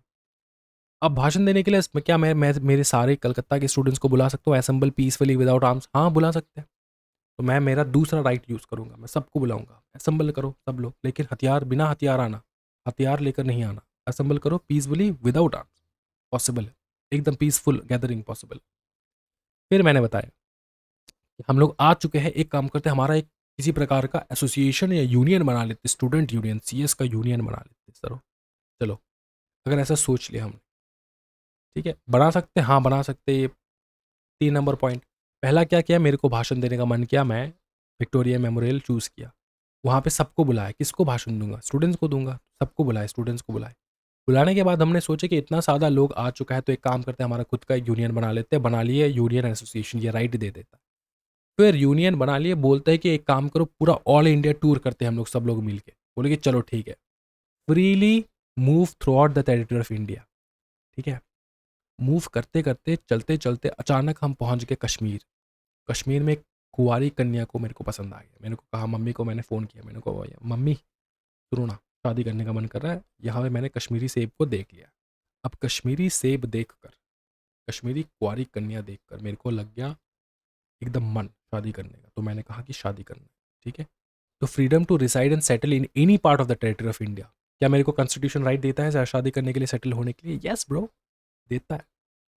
फिर उसके बाद freedom to practise any profession और कैरी और एनी ऑक्यूपेशन। फिर शादी वादी तो कर लिया, फिर कुछ ना कुछ तो करना होगा। अब क्या करेंगे? वहाँ पे काम क्या है? इंटरनेट कनेक्शन लगाएंगे, सीएस का पढ़ाई कराएंगे, कोई टेंशन वाली बात नहीं हमारे लिए, कहीं से भी काम कर सकते हैं। तो freedom to practise any profession or any occupation, ये भूल सकते हो तुम, कहीं कैसे भूल सकते हो? पहला वाला तुमको क्या याद रखना है, freedom of speech and expression, sir को स्पीच देना था। दूसरा वाला, हम सबको बुलाया असेंबल करने के लिए, बोला पीसफुली बिना हथियार। तीसरा सर बोले कि एसोसिएशन आ गए हैं सब लोग, तो यूनियन बना लेते, तो free to form word association और यूनियन। फिर चौथा वाला बोले कि यूनियन बना लिए तो ऑल ओवर इंडिया टूर करते, तो freedom to move freely throughout the territory of India. फिर पांचवा, टूर करते करते कश्मीर पहुंच चुके, वहाँ पे सर को कुंवारी कन्या जो है वो पसंद आ गया और सर ने शादी करके सेटल हो गया वहाँ पे। तो freedom to reside and settle in any part of the territory of India. फिर चौथा वाला लास्ट जो हमारा 6 राइट है वो है काम करना। सर ने इंटरनेट कनेक्शन लगा के वहीं से सीएस का कोचिंग देना स्टार्ट कर दिया। तो freedom to practise any profession और carry on any occupation, trade और बिजनेस। क्या ये समझ में आ चुका? कोई दिक्कत वाली बात नहीं, बहुत ज़्यादा बवाल हो रहा है सर। अभी तक वीडियो को लाइक नहीं किया तो शर्म है भाई तुम्हारे ऊपर। सच्ची में मेरे को समझ में नहीं आ रहा तुम क्यों नहीं लाइक कर रहे हो वीडियो को। हाँ जी, अंदर में कुछ है तो लाइक कर दो भाई, मेरे शेयर कर देना सबको। नेक्स्ट देखते हैं हम लोग कंडीशंस फॉर रेस्ट्रिक्शन। ये तुम रीड करना, ठीक है? कोई ऐसा नहीं है रिस्ट्रिक्शन वगैरह, रीड कर लियो। ग्राउंड्स ऑफ रिस्ट्रिक्शन ये है, ये बोला वो वाला रिस्ट्रिक्शन, आर्टिकल 19 वाला। ग्राउंड्स ऑफ रिस्ट्रिक्शन क्या क्या रिस्ट्रिक्शंस है देखो। ये जो फ्रीडम हम लोग बात किए, इसके पीछे कुछ रिस्ट्रिक्शन भी है। पहला रिस्ट्रिक्शन है कि इंडिया के, जैसे कि freedom of speech and expression बता दिए, आर्टिकल 19 बात करता है freedom of speech and expression. तुम इंडिया के सॉवरेंटी के अगेंस्ट बात नहीं कर सकते, इंटीग्रिटी के अगेंस्ट बात नहीं कर सकते। फिर तुम सिक्योरिटी, स्टेट की सिक्योरिटी के अगेंस्ट बात नहीं कर सकते। समझ में आ रहा है?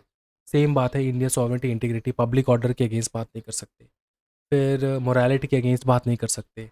फिर जनरल पब्लिक के अगेंस्ट बात नहीं कर सकते। समझ में आ चुका है ना? फिर यही है protection of interest of any scheduled tribe. तो इसको रीड कर लेना एक बार अच्छे से, तो कुछ है नहीं ज़्यादा। फिर आता है article 20, protection in respective of conviction for offences. याद रखना कि all person, available to all person. Article 20 क्या कहता है? Protection in respect of conviction for offences, मतलब तुमको तुमको किसी ने पकड़ लिया क्योंकि तुमने कुछ ऑफेंस किया, ठीक है? ऑफेंस किया, अब तुमको प्रोटेक्शन भी मिलेगा। कैसे protection? Post protection against x post facto loss. X post facto loss मतलब,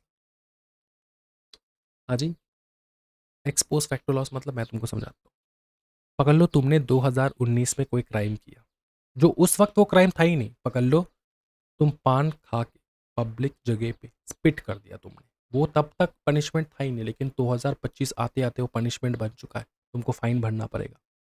तो कोई किसी पुलिस पुलिस ऑफिसर को तुम्हारा चेहरा याद था, ठीक है? 2025 में जैसे नियम बना, तुमको घर से पकड़ के लेकर आए, बोले कि नियम बन चुका है, तुमने 2019 को ऐसा क्राइम किया था, तो तुम्हारे पास प्रोटेक्शन है, protection against x post facto loss. मतलब ये कि जब तुमने वो क्राइम किया था तब तो ऐसा कोई कानून नहीं था ना, तो तुमको प्रोटेक्शन मिलेगा। पुराने वाले एक्ट के लिए प्रेजेंट वाला लॉ लगा के तुम नहीं कह सकते हमको कि हमको जेल करा दोगे। समझ में आ चुका है? Protection in respect of conviction for offences, all person, सबको मिलेगा, सिटीजन फॉरेनर, ठीक है? एब्सोल्यूट मिलेगा, कोई रिस्ट्रिक्शन नहीं है, पूरा मिलेगा प्रोटेक्शन। रीड करो, cannot be convicted for an act that was not an offence under the law at the time it was committed. जब तुम 2019 में क्राइम किए थे तब वो क्राइम था ही नहीं, तब वो ऑफेंस था ही नहीं। अब 2025 में आके तुम पकड़ के नहीं लेकर ले जा सकते। समझ में आ चुका है? ये हो चुका है।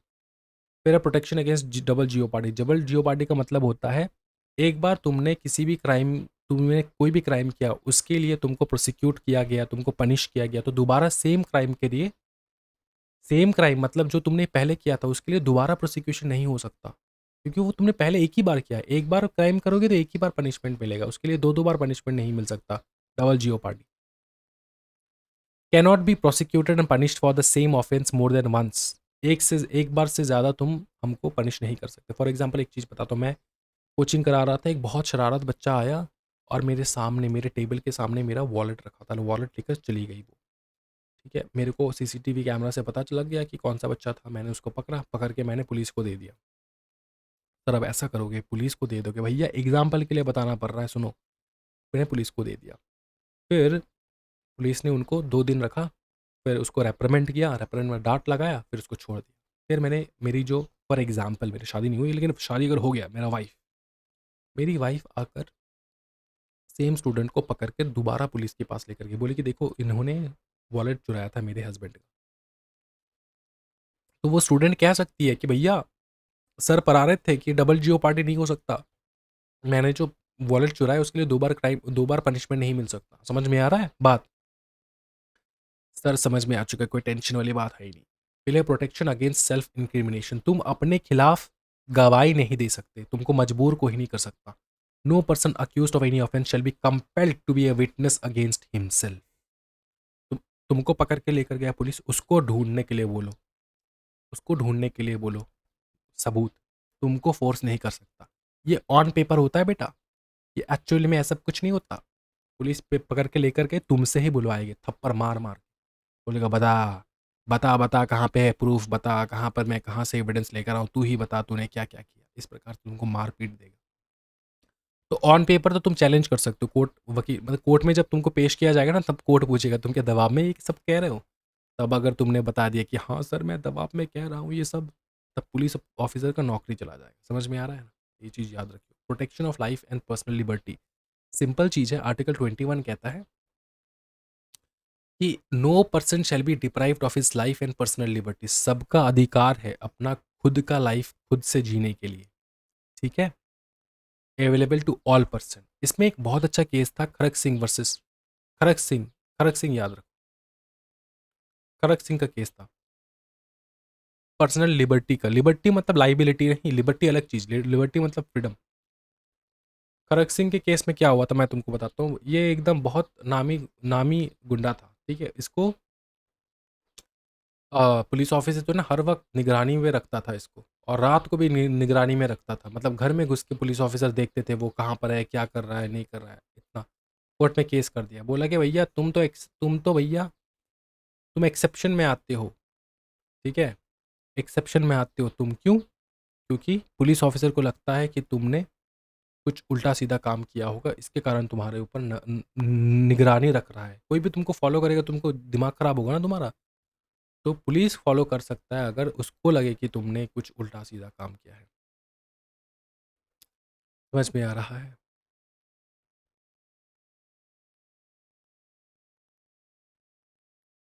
ठीक है। अच्छा, फिर देखो आर्टिकल 21 राइट टू एजुकेशन, ये तो सबको पता है।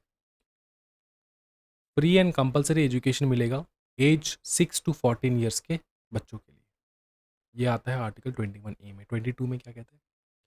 Against arrest and detention. ये बहुत काम में आएगा। जितने नॉटी वाले बच्चे हैं ना मेरे, नॉटी वाले स्टूडेंट्स हैं, उनके लिए बहुत काम में आएगा।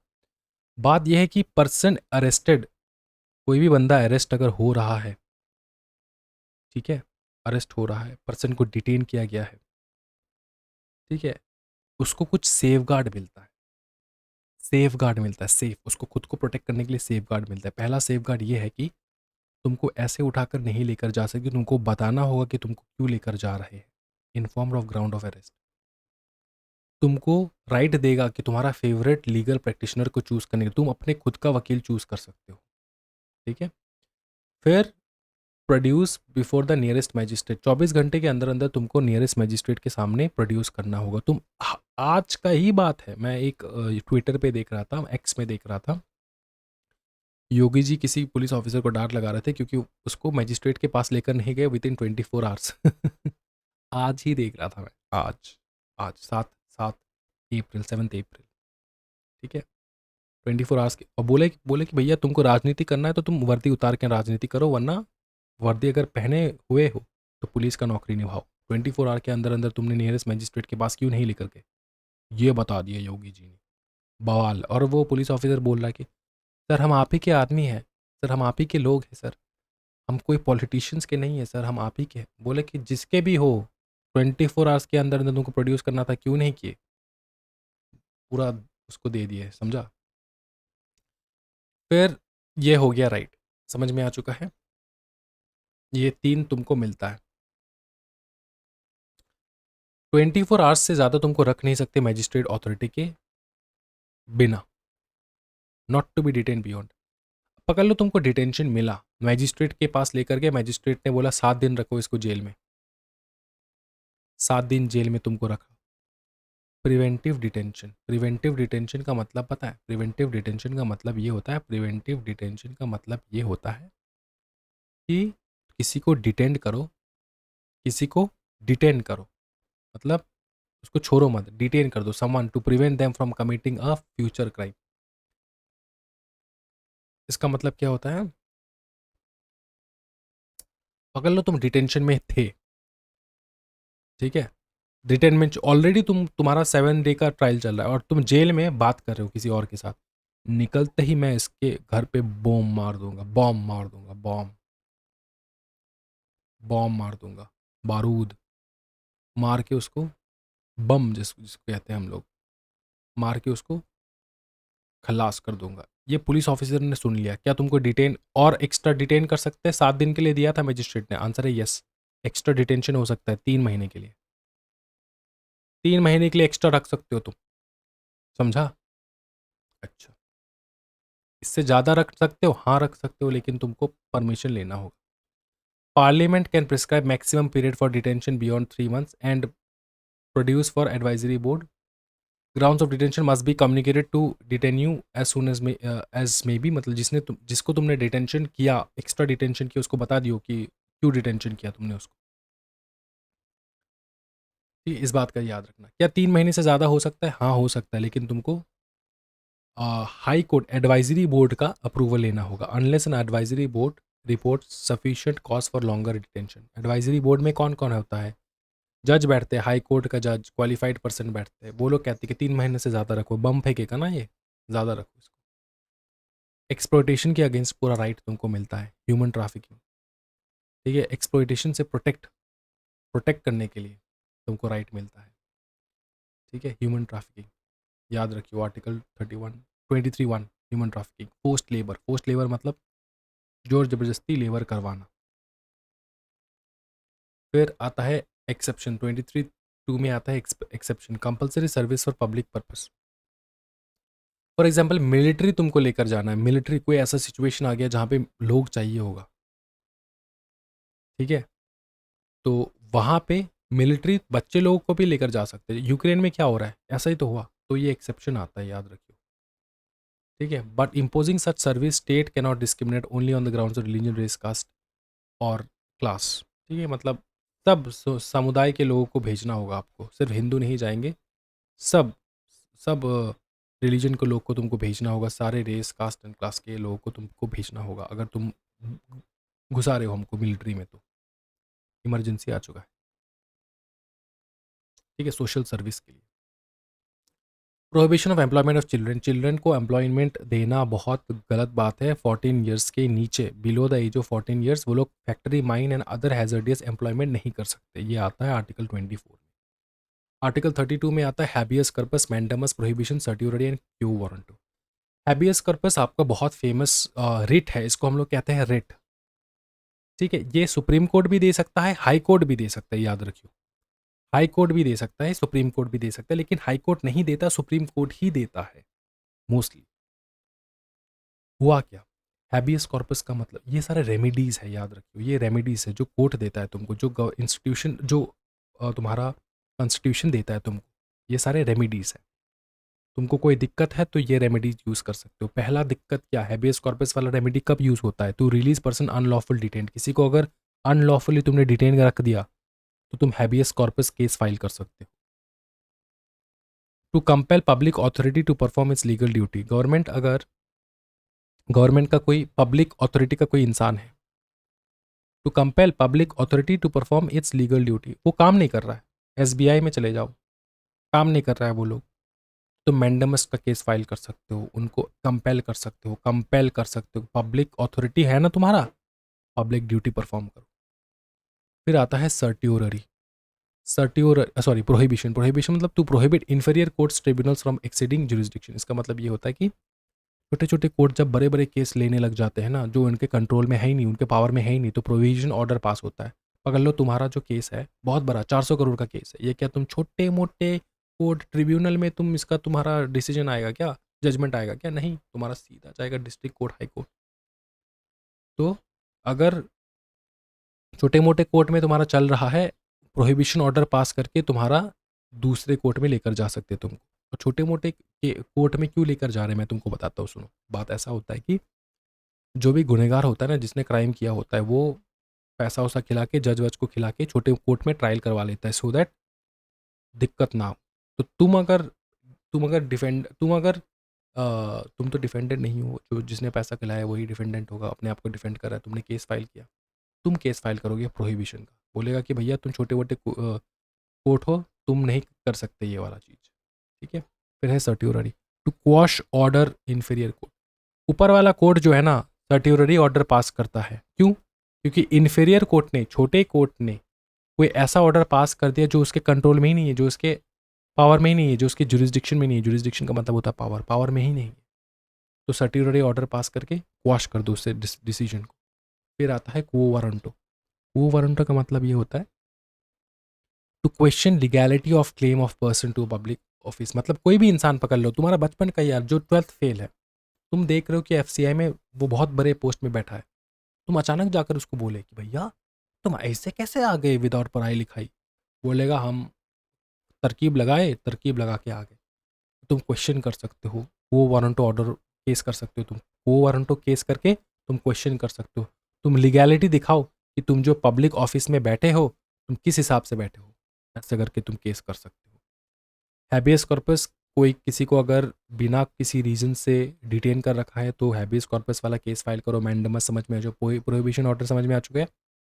स्पेशली क्या करता है, ऊपर वाला कोर्ट जो है ना, नीचे वाले कोर्ट को कहता है, नीचे वाले कोर्ट को पता लग गया, ऊपर वाले कोर्ट को पता लग गया, नीचे वाला कोर्ट जो है, छोटा वाला कोर्ट जो है बड़ा बड़ा केस देख रहा है, तो ऊपर वाला कोर्ट कहेगा तू जो बड़ा बड़ा केस देख रहा है तेरे पावर में है क्या, नहीं ना, मैं प्रोहिबिशन ऑर्डर पास करता हूँ, तेरा जो ये तू जो केस देख रहा है ना 400 करोड़ का, ये मैं छीन लेता हूँ तुमसे, क्योंकि तुम नहीं कर सकते, छोटे कोर्ट हो, प्रोहिबिशन पावर ऑर्डर। और पकड़ लो छोटे कोर्ट में वो केस चल गया, ऑर्डर भी आ गया to quash the order of inferior court, order आ गया, जजमेंट आ गया छोटे वाले कोर्ट का, तब ऊपर वाला कोर्ट पास करता है सर्टियोररी ऑर्डर, बोलेगा तुम्हारा जो जजमेंट है उसको हम लोग नहीं मानेंगे, हम ऊपर वाला कोर्ट है, हम देखेगा क्या करना है। फिर को वारंट तो तुमको पता ही है, बचपन वाला दोस्त, 12th फेल, याद रखिए, ये हो चुका है। फिर आता है, अच्छा, अमेंडेबिलिटी ऑफ फंडामेंटल राइट। क्या फंडामेंटल राइट अमेंड हो सकता है? शंकरी प्रसाद सज्जन सिंह वाला जो केस था उसमें कोर्ट ने बोला हाँ कर सकते हैं। फिर दूसरा केस आया, गोलकनाथ वाला केस आया, तब जज ने बोला, कोर्ट ने बोला कि नहीं कर सकते अमेंड। फिर लास्ट में फाइनली एक केस आया, केशवानंदा भारती, जिसमें कहा गया कर तो सकते हैं, लेकिन याद रखियो बेसिक जो नेचर है कॉन्स्टिट्यूशन का वो चेंज नहीं होना चाहिए। Cannot alter the basic structure of the Indian constitution, इस बात का याद रखियो भाई मेरे। तो F R can be amended but can not be destroyed, याद रखियो। तो 3 केस तुमको याद रखना है। शंकरी प्रसाद सज्जन सिंह बोला कि हाँ कॉन्स्टिट्यूशन जो है उसको तुम अमेंड कर सकते, सॉरी फंडामेंटल राइट को अमेंड कर सकते हो। गोलकनाथ में बताया कि नहीं कर सकते, अमेंडमेंट नहीं हो सकता। गोलकनाथ के केस, ये केस चल रहा था कोर्ट में, जज ने बताया कि नहीं कर सकते। फिर फाइनली ये डिसीजन आया कि कर तो सकते हैं। कौन से केस में? केशवानंदा भारतीय। उस केस में 1973 में जब आया ये केस, तब 24th अमेंडमेंट को लेकर बोले कि हाँ केस कर तुम चेंज कर दियो, ऑल्टर करना, चेंज करना, लेकिन बेसिक स्ट्रक्चर को चेंज नहीं करना। बेसिक स्ट्रक्चर क्या है सर? बेसिक स्ट्रक्चर है कि लोगों का भलाई, ये चेंज नहीं होना चाहिए। बाकी तुमको अगर छोटा मोटा चेंज करना है कर सकते हो, जैसे कि तुम्हारा राइट टू प्रॉपर्टी जो है वो उसको हटाया ना, उसको आर्टिकल 31 से निकाल दिए ना, तो 300 ए में घुसा दिया, तो इसीलिए घुसा दिया। समझ में आ रहा है ना? ओके। फिर है directive principle of state policy. ये रीड करना, तुमको जो एकदम नादान परिंदे हैं जिनको पता ही नहीं डायरेक्टिव पॉलिसी क्या है, उसके लिए ये है। मैं यहाँ से सीधा डायरेक्टिव पॉलिसी तुमको दिखाएगा, इंपॉर्टेंट डायरेक्टिव प्रिंसिपल्स, ठीक है। तो यहाँ पे एक वर्ड मैं दिखा देता हूँ सो दैट तुमको बेसिक समझ में आ जाए।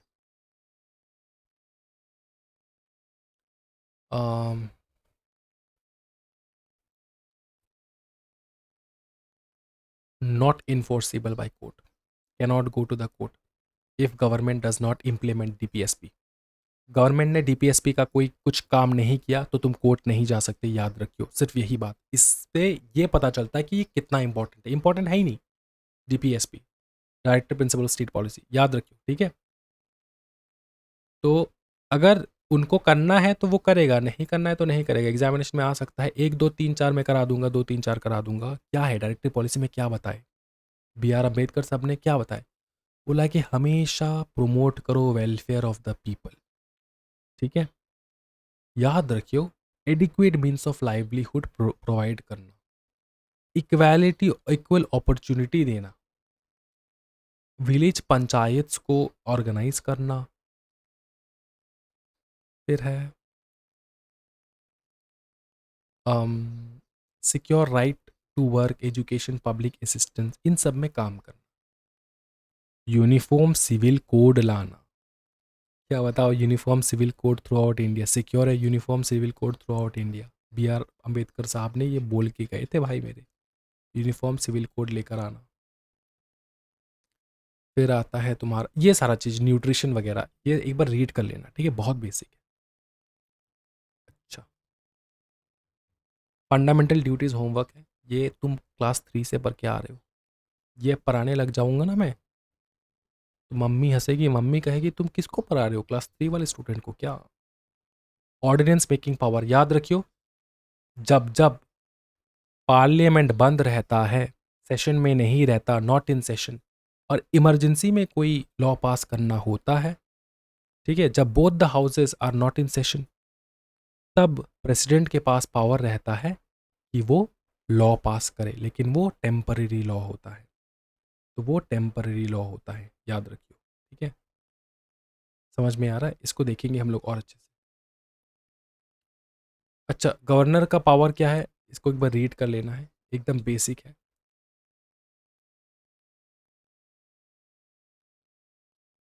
अच्छा, 3 लिस्ट में डिवाइड है, लिस्ट 1, लिस्ट 2, लिस्ट 3, याद रखियो, union list, state list, concurrent list. Residuary power ये याद रखियो, तो मैंने तुमको एक्सप्लेन किया। फिर पार्लियामेंट, कब कब पार्लियामेंट स्टेट लिस्ट वाला काम भी कर सकता है। स्टेट लिस्ट लिस्ट 2 है, जहाँ पे बताया गया है कि स्टेट ही काम करेगा इन एरिया में, इन एरिया में सेंट्रल का कोई पावर नहीं है, लेकिन कब कब सेंटर को पावर मिल जाएगा, यूनियन को पावर मिल जाएगा स्टेट का काम करने के लिए, नेशनल इंटरेस्ट में, नेशन के भलाई के लिए। दूसरा, इमरजेंसी, जब इमरजेंसी लगवाया था इंदिरा गांधी ने, तब हुआ क्या था, तब हुआ ये था कि सारे स्टेट को डिसमेंटल कर दिया गया, सिर्फ और सिर्फ हमारे प्राइम मिनिस्टर के पास पावर था पूरे कंट्री को चलाने के लिए। तो उस वक्त इमरजेंसी अगर लगवाओगे तो तुम स्टेट डिसमेंटल हो जाएगा, पॉसिबल है, कॉन्स्टिट्यूशन में लिखा है। Consent of, consent of two or more state, दो या फिर दो से ज़्यादा स्टेट मिलके कह रहे हैं कि गवर्नमेंट साहब, सेंटर साहब, हमारा जो स्टेट लिस्ट है ना, स्टेट लिस्ट, लिस्ट 2, इसमें जो नियम है उनमें से 1 2 3 4 नियम हम लोग नहीं कर पा रहे, आप करके दो। अगर वो लोग रिक्वेस्ट कर रहे हैं तो इंटरनेशनल अग्रीमेंट के दौरान। फिर है प्रेसिडेंट रूल के दौरान, जब प्रेसिडेंट रूल लागू हो जाएगा, मणिपुर में प्रेसिडेंट रूल लागू हो गया, क्या होता है वहाँ पे, होता है ये है कि पार्ले पूरा पावर जो है स्टेट के तुम्हारा सेंटर के पास चला जाता है, यूनियन के पास चला जाता है। समझ में आ रहा है ना, ध्यान रखना। तो फ्रीडम ऑफ ट्रेड का ये है कंसेप्ट, आर्टिकल 301, कि तुम ट्रेड कर पाओ, धंधा कर पाओ, ये वाला फ्रीडम। एक बार सेल्फ रीड वाला टॉपिक है, ये एकदम सेल्फ रीड कर लेना है। फिर है जुडिशरी, जुडिशरी में आता है supreme court, high court and subordinate court. सबसे ऊपर सुप्रीम, उसके नीचे हाई कोर्ट, उसके बाद सबॉर्डिनेट कोर्ट। सुप्रीम कोर्ट जो बोलेगा वो हाई कोर्ट मानेगा, हाई कोर्ट जो बोलेगा वो सुप्रीम और सबॉर्डिनेट कोर्ट मानेगा। Subordinate court supreme, high court and supreme court दोनों का बात मानेगा एंड सुप्रीम कोर्ट सबसे सुप्रीम होता है। बस इतना ही याद करना है, और क्या, इससे ज़्यादा क्या याद करोगे फिर, ठीक है। ये जो रेट्स है मैंने एक्सप्लेन किया था वही है, फिर से तुमको यहाँ पे पढ़ने को मिलेगा, रीड कर लेना। इतना ईजी एक्सप्लेन किया ना मैंने, माँ कसम सच्ची में बता रहा हूँ, इतना ज़्यादा इजी एक्सप्लेन कर दिया मैंने यहाँ पे कि तुमको अगर सेल्फ रीड करोगे ना तो तुमको समझ में आ जाएगा पूरा topic. Delegated legislation, what is legislation? Legislation means delegates some of its law making power to executive or other subordinate bodies। मतलब पार्लियामेंट एंड स्टेट लेजिस्लेचर जो है ना, वो क्या है, वो स्केलेटन लॉ बनाता है, मतलब मेन ढांचा लॉ बनाता है। उसके बाद जो उनके अंदर काम करते हैं ना मिनिस्ट्रीज, वो लोग उस लॉ के अंदर छोटे छोटे बाईलॉज बनाते हैं, नियम कानून बनाते हैं। तो वही है delegated power, delegated legislation. Why needed? क्योंकि लेजिस्लेचर के पास इतना टाइम है नहीं, है लिमिटेड टाइम। वो बड़ा वाला लॉ बनाएगा, स्केलेटन बना देगा, लॉ का स्केलेटन, मेन जो स्केलेटन चाहिए वो बना देगा, ठीक है। फिर पावर डेलीगेट कर देगा छोटे मोटे अथॉरिटीज़ को, ठीक है, कि तुम बनाओ रूल्स एंड रेगुलेशन, बनाओ रूल्स, बनाओ रेगुलेशन, बनाओ बाईलॉज बनाओ, तुम इस स्केलेटन के ऊपर फ्लैश लगाओ। समझे भाई मेरे, इतना ज़्यादा को इतना अच्छे से एक्सप्लेन कौन करेगा तुमको, बता दो। तो ये एक बार रीड कर लेना है, ठीक है। अच्छा, एक एक होता है सेपरेशन ऑफ पावर, उसको कहते हैं हम लोग मॉन्टेस्क्यू। ये जो पूरा वर्ड है ना, इसको अच्छे से याद कर लियो, मॉन्टेस्क्यू। मॉन्टेस्क्यू का पावर मतलब बात ये होता है कि 3 ब्रांचेस ऑफ गवर्नमेंट होता है। एक होता है लेजिस्लेटिव, दूसरा होता है एग्जीक्यूटिव, लास्ट में होता है जुडिशरी, जो तुमको पता है। ठीक है। अब बिल कैसे पास होता है? बिल, गवर्नमेंट को एक्ट बनाना है, लॉ बनाना है, वो लेकर आएगा बिल। बिल जाएगा सबसे पहले। और अच्छा, बिल के अलग अलग प्रकार होते हैं। एक ऑर्डिनरी बिल, फिर मनी बिल होता है, फाइनेंशियल बिल होता है, फिर कॉन्स्टिट्यूशनल अमेंडमेंट का अलग बिल होता है, फिर ऑर्डिनेंस रिप्लेसिंग बिल होता है। पकड़ लो कोई ऑर्डिनेंस पास किया गया। सुनना, प्रेसिडेंट के पास पावर है, जो मैंने तुमको बताया था, लोकसभा राज्यसभा बंद है, चल नहीं रहा है, तो एक इमीडिएटली इंपॉर्टेंट लॉ बनाना है, तो वो प्रेसिडेंट जो है ना, वो ऑर्डिनेंस पास करेगा। ऑर्डिनेंस टेम्पररी लॉ होता है। जब जिस दिन से, पकड़ लो, लोकसभा राज्यसभा अचानक फिर से सेटिंग में आ गए, फिर से वो लोग हाउस खुल गया, पार्लियामेंट सेशन में आ गया, वो जो ऑर्डिनेंस पास किया गया ना, वो पार्लियामेंट में पेश करना होता है, और 6 हफ्ते होता है, सिर्फ 6 हफ्ते। 6 हफ्ते के अंदर अंदर वो ऑर्डिनेंस को पास करना होता है, तब वो टेम्पररी से परमानेंट बनता है।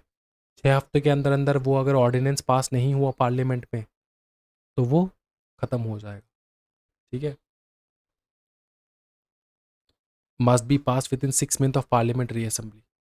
ऑर्डिनेंस को रिप्लेस करके बिल, मतलब एक्चुअल लॉ लाओ।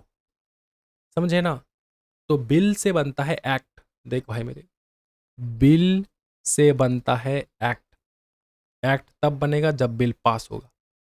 और ऑर्डिनेंस से बनता है बिल। ऑर्डिनेंस तो प्रेसिडेंट पास करता है, प्रेसिडेंट पास करने के बाद वो चलाता है टाइम, जब तक लोकसभा राज्यसभा सेशन में नहीं है। जब आ गए, 6 हफ्ते के टाइम है, उसको एज अ बिल प्रेजेंट करेगा, फिर वो एक्ट में बदलेगा, वरना नहीं बदलेगा। समझ में आ जाए? बहुत easy sir. Law making process क्या है? सिंपल है। रीड करियो भाई मेरे इसको, ये बता बता के मैं थक गया। ठीक है। अच्छा, लैप्स ऑफ बिल कैसे होता है वो एक बार रीड करना, मैं थोड़ा बहुत होमवर्क दूंगा, को रीड कर लेना। लैप्स तभी होता है ना, पकड़ लो, बिल अगर पेंडिंग है लोकसभा में, 2 हाउसेस है, लोकसभा या राज्यसभा, याद रखियो। इन बिल पेंडिंग है Lok Sabha, lapses on dissolution. Lok Sabha अगर डिसॉल्व हो गया तो बिल लैप्स हो जाएगा। बिल पास हो गया लोकसभा में, लेकिन पेंडिंग है राज्यसभा में। Bill passed by Lok Sabha but pending in Rajya Sabha, lapses, वो लैप्स हो जाता है। पकड़ लो, bill pending in Rajya Sabha but not passed by Lok Sabha, does not lapse. मतलब सबसे पहले याद रखिए, मेन होता है लोकसभा। लोकसभा में पास हो गया, लेकिन पेंडिंग है राज्यसभा में, तो बिल जो है ना, लैप्स हो जाता है। पकड़ लो, बिल पेंडिंग है राज्यसभा में, सबसे पहले इंट्रोड्यूस किया राज्यसभा में। ऐसा भी होता है, आर्टिकल 360 इंट्रोड्यूस हुआ राज्यसभा में, फिर लोकसभा में इंट्रोड्यूस हुआ। तो लोकसभा में पेंडिंग है, सॉरी, राज्यसभा में पेंडिंग है bill, but not passed by Lok Sabha, तो बिल लैप्स नहीं होता। Bill pending due to disagreement, फिर भी लैप्स नहीं होता। मतलब डिसएग्रीमेंट मतलब बिल अभी भी पेंडिंग है, उसका एग्रीमेंट हुआ ही नहीं कि क्या करे, डिसीजन वोटिंग वगैरह हो नहीं, तो वो लैप्स नहीं होता तब तक। Bill pending, president assent does not lapse. Bill pass हो गया फाइनली। बिल जो है ना, वो लॉ तभी बनता है, एक्ट तभी बनता है, जब प्रेसिडेंट फाइनल सिग्नेचर देता है। वो लोकसभा राज्यसभा में वोटिंग करने के बाद फाइनल जो है सिग्नेचर जाता है प्रेसिडेंट का, तब जाके। पकड़ लो सब कुछ हो गया, सिर्फ प्रेसिडेंट ने साइन नहीं किया, तब भी लैप्स नहीं होगा, साइन कराने तक लैप्स नहीं होगा। जब साइन कर देगा, पास हो जाएगा, खत्म बात। 2 प्रकार के कमेटी होता है, एक अडहॉक कमेटी, एक स्टैंडिंग कमेटी। अडहॉक कमेटी का पर्पस ये होता है कि स्पेसिफिक पर्पस के लिए उसको बनाया जाता है, किसी भी प्रकार का स्पेशल टास्क को लेकर। Ceases to exceed after task is done, जैसे टास्क खत्म हो जाता है, वो कमेटी खत्म हो जाता है, बंद हो जाता है। For example railway convention committee, joint committees on bill, इस प्रकार के कमिटीज बनते हैं। स्टैंडिंग कमिटीज है permanent committees, considered constituted regularly, बार बार इसको बनाया जाता है। ठीक है। जनरल पर्पस के लिए बनाया जा सकता है, एज अ वॉच डॉग भी बनाया जा सकता है। वॉच डॉग मतलब देख के रखता है कि सब कुछ सही से चल रहा है कि नहीं। ये कमिटीज़ इस प्रकार से बनते हैं, पार्लियामेंट्री कमिटीज़ है। तो इसको एक बार रीड कर लेना, हो जाएगा कंप्लीट। इसी के साथ ये पूरा तुम्हारा कॉन्स्टिट्यूशन जो है वो कंप्लीट हो जाता है। बहुत ईज़ी बीज़ी टॉपिक है, कुछ डिफ़िकल्ट है ही नहीं इसमें। ठीक है, इसके साथ कॉन्स्टिट्यूशन का रिवीजन कंप्लीट होता है। हम लोग कल मिलेंगे दोबारा नेक्स्ट एक चैप्टर के साथ। आज की वीडियो में इतना ही भाई मेरे। Thank you so much everyone. Video को ज़रूर लाइक कर देना एंड ऑल्सो कमेंट ड्रॉप कर दो कि कैसा लगा है वीडियो। कोई दिक्कत आए, डाउट आए तो कमेंट ज़रूर करना। आज की वीडियो में इतना ही रखते हैं। Thank you so much everyone. Happy learning guys. Bye bye, take care, जय हिंद।